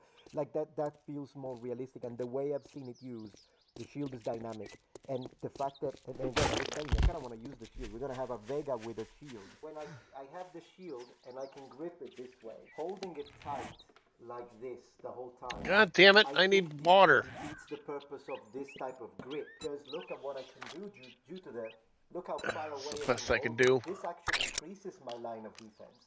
Because if I do this, look, even from the camera perspective, you can see my face, you can see a bit I of my can't even, shoulders. I don't want to drink the murky water. Just further away, you can't see anything. This means my lines of defense are actually wider when I keep the shield. So that's how I would fight with a shield like this. Not that I'm a fighter, but I'm saying I would hold it kind of middle and to the side rather than like this. Would hold it like this with my sword, mace, axe, and then you can pivot. At least for what I've seen, from what I've learned from people that are more knowledgeable than me when it comes to this topic. Well, anyway, it's pretty cool. I don't want to watch the whole thing. Very cool. I liked him. I did like him. I disagreed a little bit, but that's it's good. It's not hey, welcome to the show. Hello, noble ones. Welcome back to my channel. This is the Metatron speaking, and today we're going to have a great day. Alright, so let me show you what I found, or to be honest, what my wife found. So here we've got a very interesting video I would like to react to and provide further commentary. It's called Viking Age Expert Answers Viking Questions from Twitter Tech Support. And this was posted on the channel Wired, which has 11.5 million subscribers. And as we can read, archaeologist Scott Jarman, a Viking Age specialist, joins Wired to answer the internet's burning questions about the Vikings. I am so ready for it. When did the Viking Age begin? Well, that's an easy one. How do we know about the Vikings? Where did they voyage to? How did they navigate so effectively? Did Vikings really sacrifice humans? Oh, that's going to be a nice one. Let's see what she says. Were the Vikings actually more violent than other cultures of their day? Not necessarily, probably more effective. Answers to these questions and many more today on Viking Support. I love the name Viking Support. Anyways, we're going to watch this, but just so you know, if you also want me to review the other episodes, that it's called Ancient Roman Expert Answers Roman Empire, where we see that there is a which Roman Emperor was the best, or if you want me to review that one as well, let me know in the comments. You muppets. Alright, let's go. I'm Kat Jarman, an archaeologist specialising in the Viking Age. Let's answer your questions from the internet. This is Viking Support. Hit me. Lungfish 2K. Who knew that Vikings have cool nicknames? I completely agree, they really did have some very Absolutely. cool names. Well, hopefully some were quite rude and offensive as well. So Just like Reddit. the Vikings had normal given names. They didn't have surnames in the same way that we do. They might have what we call patronymics, so you could be the son of Thor or whoever. But after that, Yeah, just the son of Thor, my dad. Oh no, nothing. He's just the god of the, yeah. they gave them some really good other names, depending often on some quality that you had or a skill, for example. It's actually quite similar to how some surnames originated in the Roman period, and in general, there are quite a lot of modern surnames that originate like that, from a skill or something that describes you or your ancestors. If you want, well, I guess I'm gonna have to pay you now that you did it. Names. We've got Eirik Ale Lover, Ketil Flatnose. We have Ale Lover, of course. Olaf the Witchbreaker, Eystein Foulfart, and then we have. How is that one of your favorites? Oh, look who's talking. Get moving, jackass. This don't pay by Female the names hour. include Thorrid Soundfiller, Halgard Twistbreak. Sound filler for a woman. Oh yeah, Viking Age humor. Love it. Sound filler. Thorbjorn Shipbreast. I guess it depends a little bit what your main qualities were. I think you want to know from at David Kruger 01. How violent were the Vikings? Yes, they were very violent people, but they Pretty much everyone. weren't actually the only ones. Early medieval, the sort of whole period in Europe, was a very violent one. They were certainly very successful. We know. It's interesting that they, whoever the editor is, pulled up a, let me go back to it, image from the Bayeux Tapestry of the Battle of Hastings in 1066. Probably would have used something a little earlier than that, but still. It is true though, right? Pretty much everyone was violent, and there were a lot of wars and fighting. They were certainly very successful. We know that they had really good battle techniques. They had really good weapons. But we also have to remember that a lot of the sources we have about the Vikings were written by their enemies. Okay, so we have 2 points here that she's bringing up an interesting way. That's a very good way to respond that. They're very violent, and she's like, they were very successful, excellent weapons, good techniques.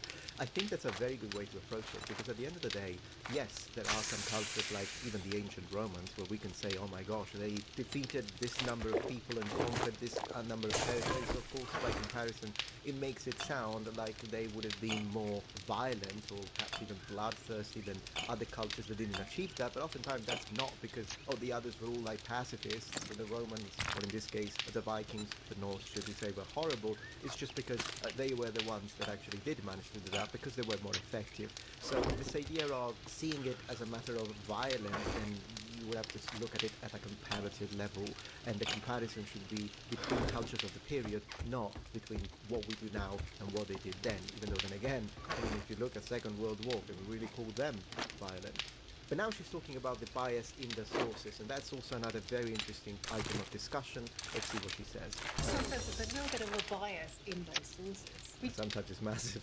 We do also know from a brand new study, actually, that back in Scandinavia, there's a difference between different Vikings. The Norwegian skeletons had far more injuries than... Okay, this is an interesting one about the osteological record. Absolutely, there is a lot to say about that when it comes to the Norse, but I also want to kind of finish and expand a little bit on the point where she mentioned the bias. In this case specifically, a lot of the information we get about what the Vikings did, generally speaking, is connected to Christianity, in the sense that either, if it's in period sources, a lot of stuff that's written by monks that absolutely hated the Vikings and of course considered them to be demons and menaces for obvious reasons. I mean, at the end of the day, think of Lindisfarne. It's not like the Vikings or the Norse were very nice to the monks in those monasteries, so, as they were seeking for safety. So at the end of the day, it's absolutely understandable, but of course, when they describe, or the Norse society, that they may be skipping areas just because they want to paint them in the worst light possible, that instead an unbiased source would have told us about.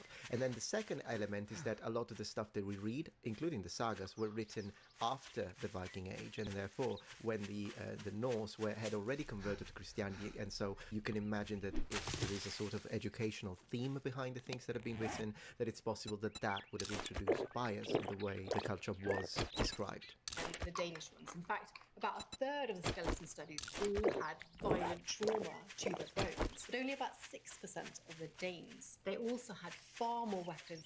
I actually wonder, I would like to ask this specialist in this case, if the fact that the Danes was that they were less prone to combat, or as to underline, or that they were just better at it. You know. Yeah. Which all points to a society that was extremely violent compared to others. Compared to others in this case. But yeah, they were. It's very fun, this is great. From Finras. So how accurate are the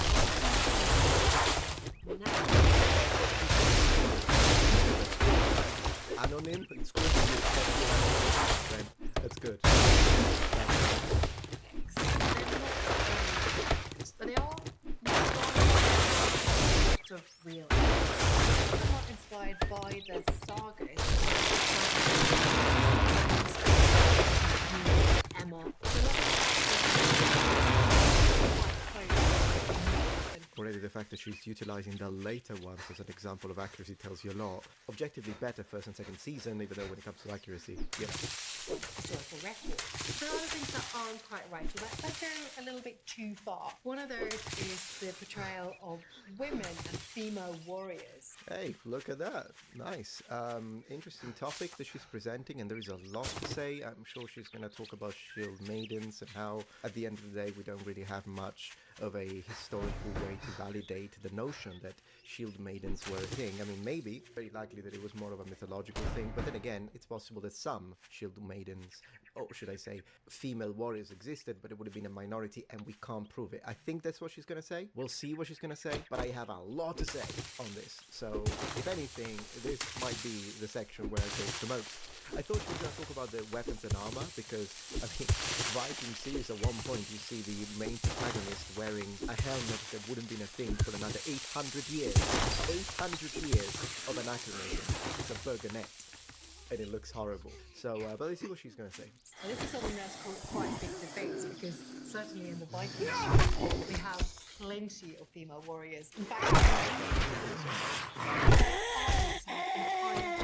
women. We Yeah, that's nonsense. do have records of what we call shield maidens. So they're usually. Yeah, I also hate the way. Did you see how that fight was? I mean, she's carrying a massive round shield. I have a replica of. Might show you in a second. She's carrying that shield, and yet she fights. The shield is like held back, whereas the shield is your line of defense, so you would hold that forward. And she's holding it back as she's doing basically this, like sort of little Olympic fencing with the sword, with the Viking sword out. And in that case, the shield is nothing really, it's just a counterbalance. So I kind of hate that you have a shield. That happens in video games as well. Like you have a shield, but when you attack, the shield goes all the way back. You know, it is what it is. Thought to be mythical. Yeah. We have female goddesses like Freya, for example, the goddess of warfare. She's in Valkyries. You have the Valkyries of Valhalla, for example, that swoop down into the battlefield and take the fallen warriors up to Odin. But do they really fight? This is a Aha, Berka BJ581. called Birka Warrior Woman, better known as BJ581. This is a grave that's from quite a long time ago that we classified 1878. as a warrior grave. It's an individual. I actually disagree with classifying it as a warrior grave, because if you classify it as a warrior grave, what happens is that you are automatically telling the public, this was a warrior. How do you know that? Simply because you've got, a funerary kit, weapons, axe heads and swords, that doesn't automatically mean that the person in that grave was in fact a warrior, in the sense of someone who not only knew how to use them dynamically, but actually went to war. It could also be a situation of a status representation, which of course I'm sure she will present, because there is a lot of debate. This is the debate. Therefore, it shouldn't really be called a warrior grave if you don't know if it's an actual warrior, or if it's just someone who is elite. I'll tell you, but I'll expand on that after I give her a chance to first, present her points. So far, she's doing great. She's fantastic. Very full of every type of weapon imaginable. Ancient DNA of this show that this individual was actually genetically female. I think the likelihood is that it was battle, but we really didn't because we would have more Right, so yeah, that's not enough about this point, because she didn't mention a controversy that has to do with, well, not a controversy, but something that absolutely needs to be pointed out when it comes to Birka. So I suppose I'm going to do that. And also, we do need to underline the fact more deeply about the correlation between the bones and the articles that are found, sort of grave goods that are found with the bones. So let me do that. First of all, just to give you a little bit of an excavation analysis, when we talk about the Birka burials, we talk about several burials that were excavated, as we say,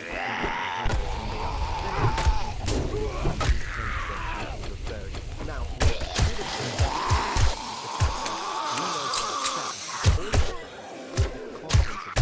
have been moved, handled, if I may say so, mishandled several times. What this means is that we are absolutely unable to say which goods now belong to what set of bones. And this is not specifically stated by the museum, and it's public information. Thus, even the notion that the Birka burial consists of a female individual, or bones of a female individual which were buried together with weapons, is speculative. Maybe, maybe not. In fact, due to the way that the bones and the material goods have been mixed, you will never know.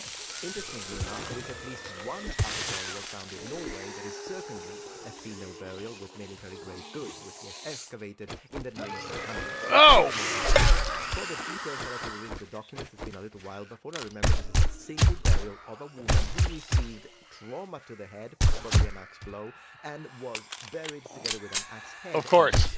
However, does this one mean then that we are looking at an actual possible shield maiden or a Norse warrior? Well, in order to answer it correctly, there are a few other factors that we need to consider. Of course, there is a pointer. I mean, this woman did take an axe blow to the head, so at the end of the day, it's very possible, not necessarily automatic, but it's very possible that her death occurred during a dynamic fighting situation. Maybe, or she was executed, who knows. However, we can't know if she knew how to fight, if she was also a warrior. And that's something that unfortunately is an issue that always needs to be considered when looking at remains of female within warrior contexts, in that we are not absolutely certain that the tools found within the burial were in fact used dynamically by the various individuals. There is no way to know unless there is also a piece of literature that describes this. So, of course, your question could be, but if it's not an actual warrior, then why would they be buried?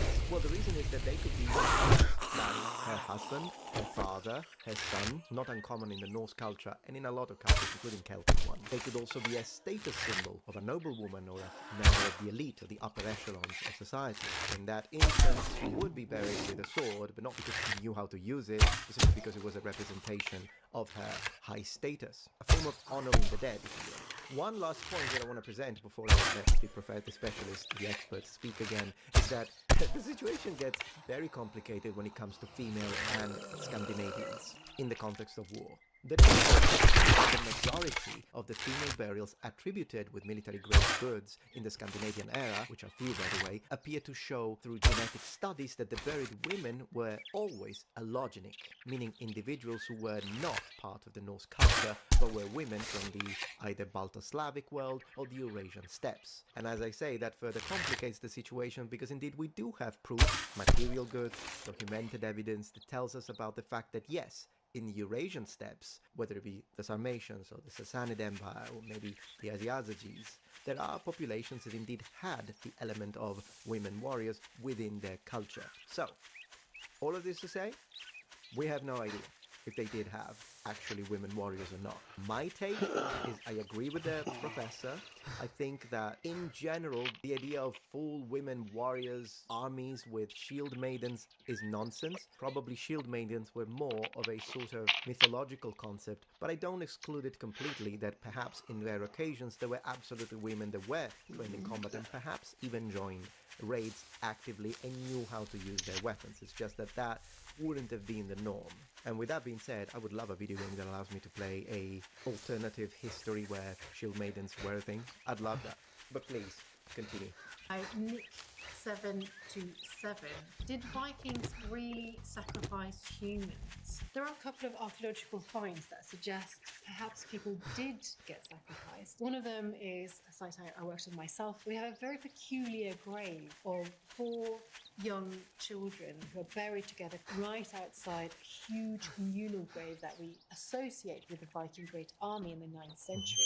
Chemical signatures in their teeth have shown that they've come from different places and they actually ate very different diets, but they died at exactly the same time, and quite a few people have suggested perhaps this is one of those examples. It was a good evening until you came in. Well, the simple What do fact you that there want? are children coming from, well, I understand the fact they have children is kind of strange, but it's also possible that the community was a bit more diverse, maybe in that I case, got when some it comes shit to- work so for it a would have Can't helped say if I'm you not Fuck the bear den. how far in terms of Good luck, distance kid. these children were from. I'm gonna need the AK for that. That's an all-gun quest. This particularly right. So one record is somebody called Adam of Bremen, who writes that he visited the temple of Odin, Thor and Frey in Gamla Uppsala in Sweden. And there, every 9 years, people would sacrifice 9 of each of the male species, including humans. Whether Okay, so one thing to add is also the fact that normally when you think about the idea of ritual human sacrifices, you're thinking obviously something connected to religion, so you're doing it because you want to embrace the gods, and so the gods see you, you take a perfectly innocent individual and then you sacrifice them to the gods. But I think, correct me if I'm wrong, of course, once again, she's the expert, so take my opinions with a grain of salt.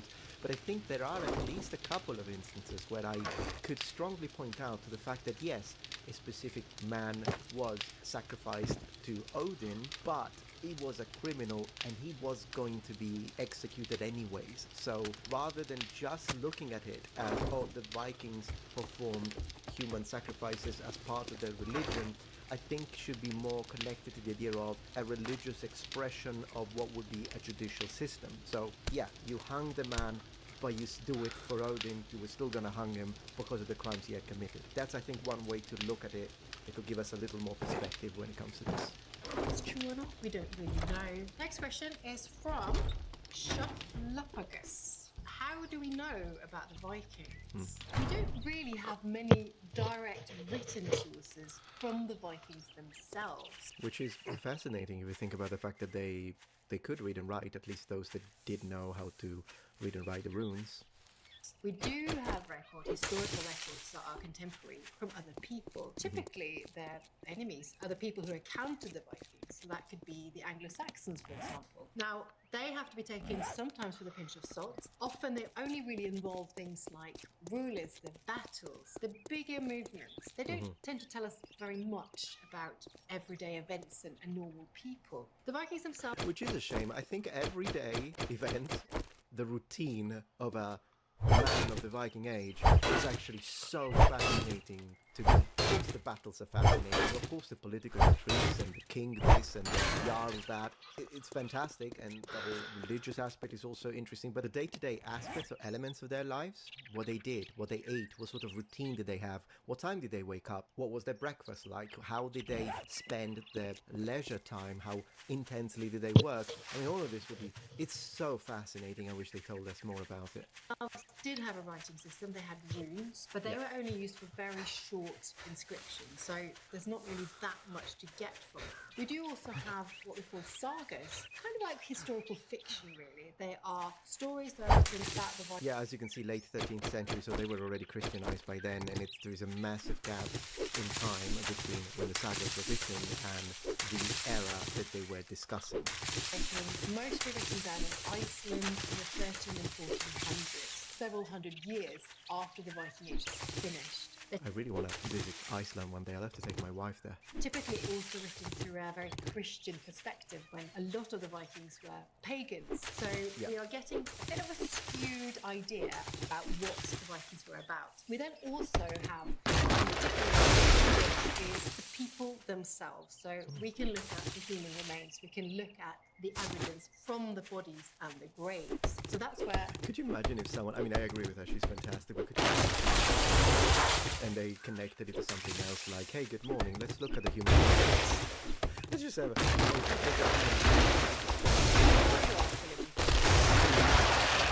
is the Great Army winter camp of Repton in Derbyshire in England. And we know about this one from written records. It tells us that this Great Army wintered in Repton in the year 873. At that specific site. Adds an artifact. Also, a Thor's hammer. A pretty good sign that this was someone of Viking origin. Tied him to that group, to the 9th century, so that was perfect. In my that's fascinating. own research, I've been looking at this grave called Grave 511, this man who seems to have been a warrior, possibly even the leader of the Great Army. He had lots of evidence in his body about violent injuries, some of them probably carried out with an axe. And I was able to look at the isotope in his teeth, showing he most likely grew up in southern Scandinavia, quite possibly in Denmark. Interestingly, he was a Dane. Buried next to a younger man, and they had the same isotope ratios in their teeth, showing they probably grew up in the same place. And when we carried out ancient DNA analysis of these two bodies, maybe brothers.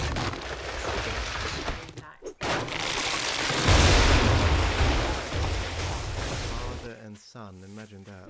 All those sources about the Viking Age come together to tell this story about presumably the Viking leader and his son, who both died around about the same time in Repton, England. Michelangelo adds, what did Vikings do for fun?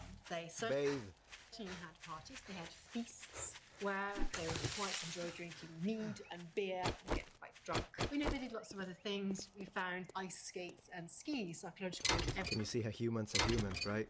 Evidence for skis dating to the Viking Age. Well, they also have practical purposes. Next question. question from someone with a bit of a Viking name here. That's at Ragnar Belial. Where did the Vikings go? The man himself. Where did they go? He's asking. Maybe he's in Valhalla right now and he's literally texting her. Where did they go? Why are they not here with me? Vikings start out in Scandinavia, so Norway, Sweden and Denmark, and from there they go all sorts of directions. A lot of them go up to what is now Britain, across to Ireland. We have those that go past the English Channel to France and Spain. That's a wonderful map she's got there. You can make an amazing board game for it, like a war game. Some go across the North Atlantic over to Iceland and further beyond to Greenland and even North America. And then again, others across the Baltic. From there, I have a video dedicated to the Vikings in North America, by the way. they go down these river routes in Eastern Europe, in what is now Russia, Ukraine, further down to the Mediterranean. And then even further than that, we know that some made it all the way to the Caspian Sea and also overland to Baghdad. So we really have a huge range of travel, both north. Seriously, when people say Vikings were raiders and navigators, I would say they were navigators and raiders. Like, I would give navigators because, of course, they were also traders. It kind of depends, but I would absolutely put navigators first when you describe them. I think it's more apt. South, east and west. We know about this from a number of reasons. We have runic inscriptions, especially in Sweden, that actually tell us that people went to these types of places. Elsewhere, the archaeology is hugely informative. So when we, for instance, at Lancer Meadows in North America, find a site that has a very typical pattern of houses and artifacts that we can associate with Scandinavians, we can show that these people moved along. It's also traded objects. So, for instance, in my own research, I looked at a carnelian bead found in England. We got exactly the same in Scandinavia. We got them in Eastern Europe, but they come all the way from India, and that tells us that the Vikings traded really far. They moved along these river routes and tapped into other networks like the Silk Roads, for example, from at Fake Lizard Squad. When did the Viking Age begin? I figure that's something you can Google, mate. It's almost a bit of a trick question. We have a very easy answer. 8th of June 793, with the attack on the Lindisfarne that kicked off the entire Viking Age. But now we've actually been able to push back the start of the Viking Age even further than that, to about 750 or so. And this has come with a new discovery, a Viking ship in Salma in Estonia, where lots of people died and were buried, clearly killed as part of some sort of raid and attack. It dates back much further, and interestingly, in the east, not in Western Europe, as previously thought.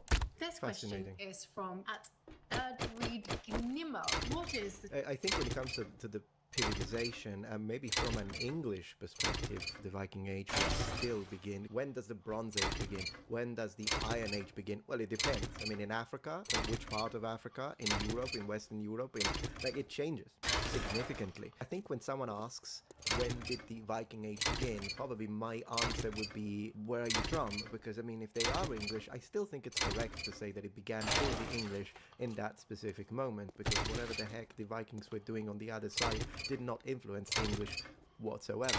When does the Viking Age begin? Sort of depends on perspective, if you will. Technical difference between Norse and Vikings. Are they from the same tribes? Norse really is the language spoken, and Vikings is the name that we've been given to these people who... But then again, you can say the Norse to mean the people. Come out of Scandinavia between the 8th and the 11th century. We don't really know what these people called themselves. We're pretty certain they didn't call themselves the Vikings. But well, of course, yeah, because a Viking is just someone who goes on a Viking, but so an expedition and whatnot. But then again, I mean, I just don't. I think we know that the Danes call themselves Danes. You know, Dane law and whatnot. The name comes up quite a lot. It actually has a couple of meanings, and one of them is a person, an individual, and the other is a verb. It means essentially to go on a journey. Yeah. Which could be a raid, or it could be something a little bit more peaceful than that. But this word Norse, which is quite often used about the same people, actually comes from the language that they spoke. So Old Norse, which is the root of all the Scandinavian languages, so Norwegian, Swedish. I love everything Scandinavian, by the way. I love the languages. Danish, and as does Icelandic, which is probably also the closest in sound to what Norse would have sounded like. I think that's fascinating how the island, as as one would imagine, is the one that was more conservative, linguistically speaking, and that preserved some of the old ancient sounds that have instead evolved in a different shape in the rest of the Nordic continent. And I think that's interesting because we have a similar situation when it comes to the development of Latin languages and Romance languages, should I say, in the sense that the one, even though Italian is one of the, I would say, the second closest language to Latin, with that being said, the Sardinian dialects, specifically those dialects that are spoken in the north of Sardinia, because there are multiple, did preserve some elements of Latin when it comes to pronunciation that is gone in Italian and in pretty much the majority of Romance languages. So Sardinian being the closest language to Latin and how it was spoken by the Romans, similar situation here.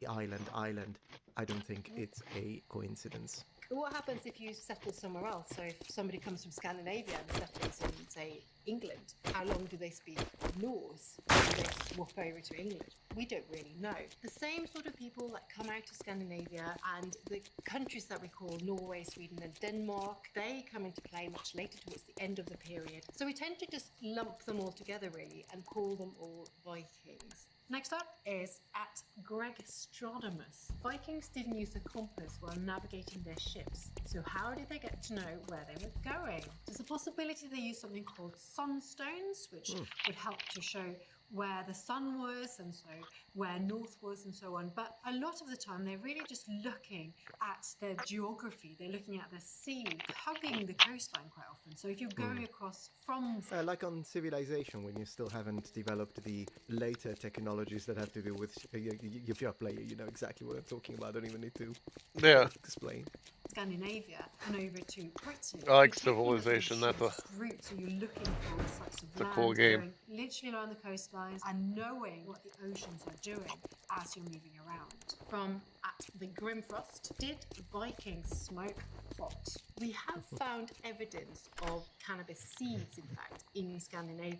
So there's a couple of places where we've found this. One of them is one of my favourite graves. Is the That's, by the way, from a historical Viking reenactor who wants to justify the fact that he enjoys smoking pot during his reenactment activities and probably was called out. I'm calling it Oseberg ship grave, one of these most spectacular, huge, big Viking ships. It was actually the grave of two women. They had a lot of grave goods, and one of these women had a little pouch, and inside the pouch were found several little seeds of the cannabis plant.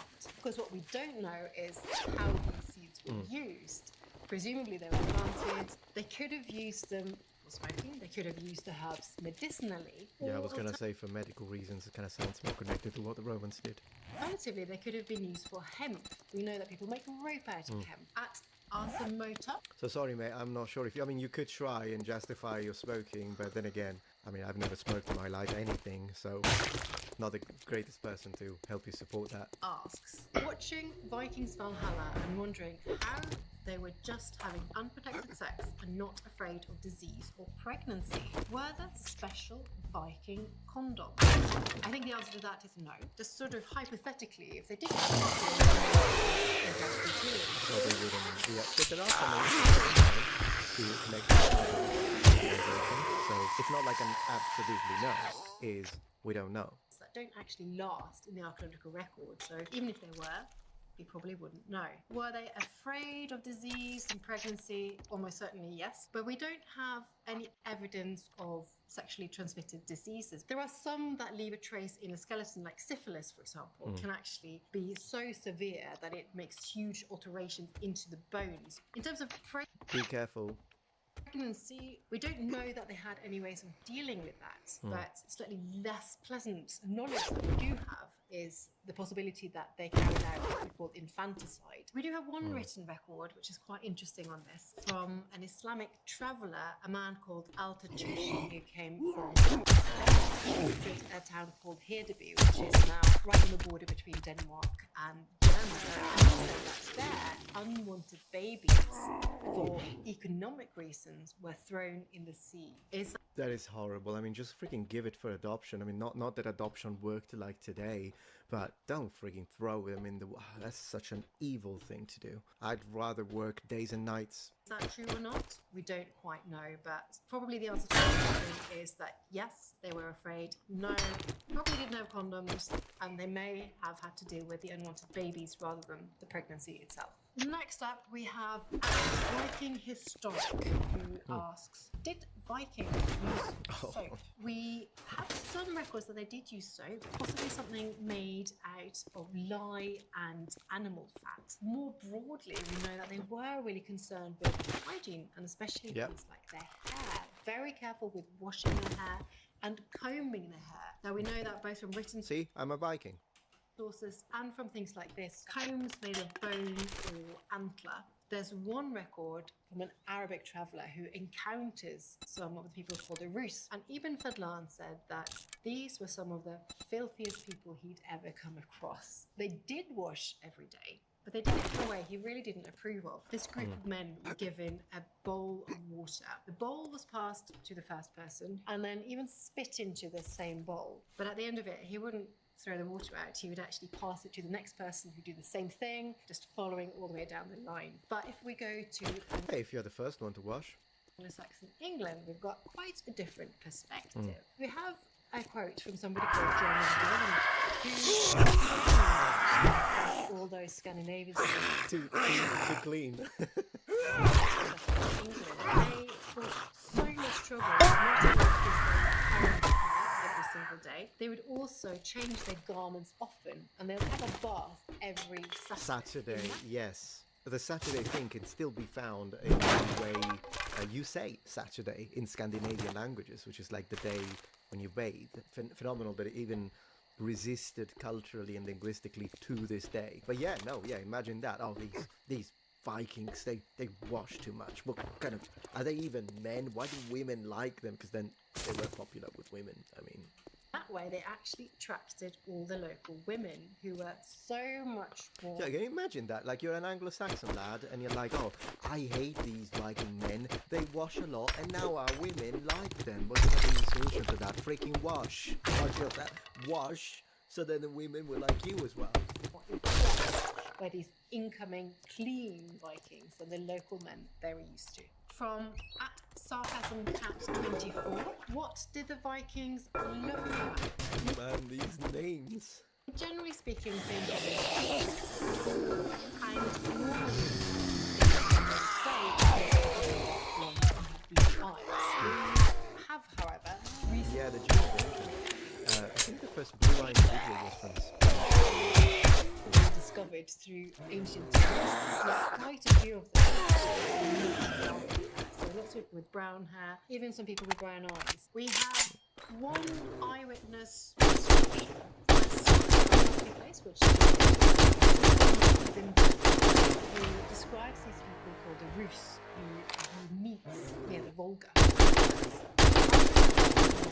Physically perfect than they, being tall as big palms, blonde,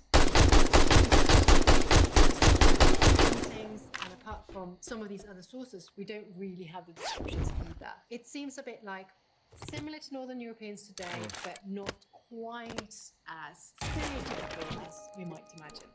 Interesting, though. Very, very interesting. Black. What do modern Norwegians and Danes think of the Viking era? Are they proud of that heritage? Maybe ask the Scandinavians that. Cruel and barbaric time. I'm from Norway. I was gonna ask if she's okay. She's from Norway. Well, she sounds English, but I mean, I have found a lot of Scandinavians tend to speak very, very well. That doesn't surprise me. Maybe she spent a long time in the UK. Anyway, then moved to England and started studying the Vikings. I have to say, in Scandinavia, we are very proud of the Vikings. Not necessarily the actual violent part. Yeah, exactly. Absolutely, you should be. But there's some quite horrific things to place. And you can detach. It's the same way. I'm Italian and proud of Rome, and of course I'm not proud of Julius Caesar mutilating an entire village in Gaul and cutting their hands off. No, I'm not proud of that. But I am proud of all the achievements and the art, technological advancements, and the basis of Western civilization. So of course, I think you can do that, and there's nothing wrong with it. Quite extensive enslavement of people, but we have the arts and objects and artifacts, all those trading methods. I like it. To something That is seen with pride, actually, in all those countries.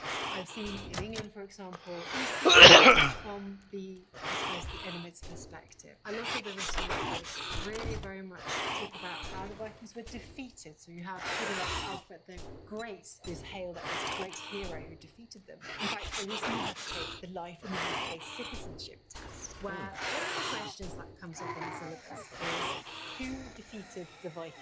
Oh my gosh, so basically, oh, this is hilarious. So a Viking expert who is Scandinavian on top of that, and she knows like freaking everything, now to get their UK citizenship is being asked by someone who most likely knows like 10% of what she knows. Oh, this is hilarious, I love it. And the answer to that one is Alfred the Great. Even though it's not actually true, because not very long after we have... Oh my gosh, I so hope she did that. Oh, please tell me you expanded. Please tell me you wrote like a wall of text that the person is like, Alfred the Great, yeah, oh my gosh, who is she? Oh, I would love it. I would have loved it if she did that. A Viking king, Knut, who actually successfully takes over all of England and rules it for nearly 18 years. So really say that Alfred defeated them. Now we've got a question from @Dibble Gaming. What did all the Vikings all over social media? Is it a trend, or did a bunch of people take a 23andMe and they're super proud of their 0.13%? I have no idea. I wouldn't know how to answer that. What on earth? The one key point here is that you're a Viking, because they had quite a lot of people moving in and out of Scandinavia. They interacted with lots of other different cultures, for example. So genetics, different from identity. So that's the first point. The other is very good. That when you go that far back, the information you get from these tests, it's a little bit meaningless because there are so many generations. You have 2 parents, 4 grandparents, and then it increases exponentially. So when you go back in time more than 1,000 years, you get a vast number of ancestors. But the population at that time is really quite small. So geneticists have worked out that you have these things called isopoints, so genetic pools, where actually all the people who had... This is a fantastic video, by the way, Wyatt. You did a great job. ...descendants and passed in their DNA are essentially related to all the people alive today.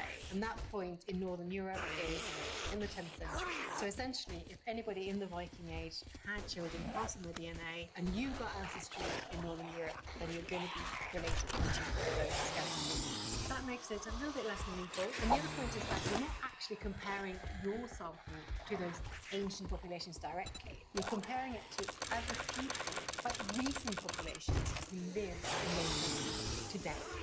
Yeah, that's a good point. And then you quite a lot about, say, the last 300 years or so, they're not really talking about the population itself. I think she's great. She was fantastic. This was a great episode. Director, Anna, you did a great job. Photography, fantastic. Richard, yeah, this was good. This was very good. And then, as you say, expert. So refreshing for once to have the word expert connected to someone who I absolutely would define as an expert. She was great. I really liked this episode. Thank you so much. And then Noble Ones, let me know if you want me to continue this, and we can review a few others. But considering how well this one went, now I have, of course, high expectations. Alright, Noble Ones, thank you so much for watching, and I will see you tomorrow for my next daily upload. Have a fantastic day. And remember, the Metatron has spread its wings. Goodbye. If you're enjoying this video, please take a moment to check out my Patreon page. With as little as a $5 support, you can help us ensure that we can continue to produce high quality and high researched content. And at the same time, you get access to extra videos and more. Thank you so much. Oh, she's gonna dismantle this one. I can tell. Look at the smile. Look at the face. Yes, I just know that Cleopatra just was actually Greek. Telling it how it is. That's a Wyatt, of all places, to post this video. NKN Aminem Hot Mess. I'm sorry, I gotta stop this, but this is so good. Hey, Noble Ones, welcome back to my channel. This is the Metatron speaking, and we're back with Egyptology, my friend. Egyptology. Just 4 days ago, I made a video reaction to a Egyptologist at History Hit channel that was quite disappointing in the sense that he was okay, particularly compared to other horrible professors that I've covered, such as in that trash of a channel that is Vanity Fair, for instance. But then he had this huge, massive cop-out whenever a slightly controversial question would come up, and he would not respect the question. He would just use these massive cop-outs that was really, really disappointing. But when it comes to History Hit, it's like a hit or miss, pun intended, I guess. So I don't think they have an agenda. I just think they just get these experts and it's like a dice roll. Sometimes they're good, sometimes they're bad. However, the same cannot be said about Wired, and today I found out that they have an Egyptologist. I'm kind of curious to see what we've got. I mean, maybe today they just so happen to get someone that just told it how it is and didn't push anything weird. But of course, if she's gonna twist history, oh, I'll call her out. I'll call every single one of them out. All of them. I'm gonna become their nemesis. I'm Professor Laurel Vestock. Let's answer some questions from the internet. This is Egyptology support. Good, let's go. Got my drink here. At FH Huntress asks, when did ancient Egypt begin exactly, according to you? Ancient Egypt's really old. If we talk about when the first king of Egypt actually became king, we're talking about 3000 BC. And then we put ourselves on this timeline. That would be an even 5,000 years. So this then would be when we change from BC to AD. And we could say, Cleopatra is really close to that. So the pyramids at Giza are about 2400 BC. Not only are we closer in time to Cleopatra than Cleopatra is to the beginning of ancient Egyptian pharaonic history, there's even more time between Cleopatra and the pyramids than there is between Cleopatra and us. Between Cleopatra and an Xbox Series X. Yeah, that's a very good answer. But yeah, it's crazy, isn't it? Cleopatra's closer to my Amiga 500 than to the pyramid. Ancient Egypt was already ancient in ancient Egypt. Ancient Egypt was already ancient in ancient Egypt. That is so good. Oh, that is so good. We're starting well. I love that. That was really fun. I like her. As of now, don't want to speak too soon. Khan asks, watching this show called Ancient Aliens on Netflix. So I can't sleep now. Why do the pyramids of Egypt match those in Mexico? Oh, that's a really good question. I'm so thrilled to see what she's going to say. They don't match, by the way. But I am thrilled to see what she's going to say. Pyramids in Egypt don't actually match the pyramids in Mexico. They are different in substantial ways. The king is buried in a small chamber underneath the pyramid in Egypt. The pyramids, as you see them today, look like giant staircases. They're a little bit rough, and that's not how they would have looked anciently. So the final step in making a pyramid would have been to clad it in very fine limestone, and then to shave the sides to make it perfectly smooth. Those would have been not something you could climb anciently. The pyramids in Mexico are not tombs at all. These are bases for temples, and the temples are approached by going up the pyramid. That said, why do they look similar? Why is this basic form of a pyramid found in multiple so different places of the ancient world? Because the pyramid is the most stable geometrical shape. Of that size, without modern technology and without steel. So to get a really tall structure out of stone, it needs to be smaller at the top than it is at the bottom. So there's not all that many things you can build that would get that tall. I mean, towers can get really tall even without steel. A minute disagreement. I'm kind of nitpicking and I'm being pedantic, I'll admit it, because she did say there aren't that many. So within those, towers, I imagine, would be classified. So not a disagreement. I just like to point out towers will be some of those. Okay, so not a disagreement. Using this technology. And that's really, we think, why we see what looks superficially similar in such different places. Very good answer. Very good answer. Betro asks, why did ancient Egypt fall? So the fall of ancient Egypt, from a royal perspective, when do there stop being kings of Egypt, is really when Egypt gets incorporated into the Roman Empire, when Cleopatra loses the throne. At Lambe Turing asks... That's it?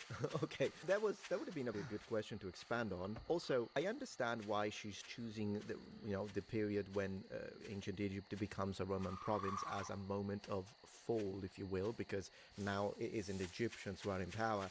But then again, shouldn't you choose the Ptolemaic reign then? Because at the end of the day, Ptolemaics were not native Egyptians. They were Greeks, as we know. So already they had been ruling for a good 300 years before the Romans took over, and there was the whole conundrum between first Cleopatra and Julius Caesar, or Julius Caesar, then Cleopatra and Mark Antony. They lose against Augustus, and of course that changes everything because now it becomes and so they lose their independence, if you will. But then again, already when the Greeks were in power, it wasn't the Egyptian native pharaoh anymore. Now, given Cleopatra was a ruler that wanted to connect to the Egyptian population, but she was the only one who wanted to do that. She was the only one who even bothered to learn ancient Egyptians and to understand the language of the natives. So can you imagine that? All of the other rulers of the Ptolemaic dynasty for hundreds of years did not even bother until they were born there to learn Egyptian. How Egyptians can they be then, is my question. If they are keeping it within themselves, they lead with their own brothers and sisters because they do not want to mingle with the native Egyptians. They don't learn the language. So there is that. I think that would be a more appropriate answer in that point from a logical perspective. Did you know that Cleopatra, the last queen of Egypt, was actually Greek? Yeah. Yes, I did know that Cleopatra of Egypt was actually Greek. She's telling it how it is. Metatron approved. She's great. She was All right, I'm walking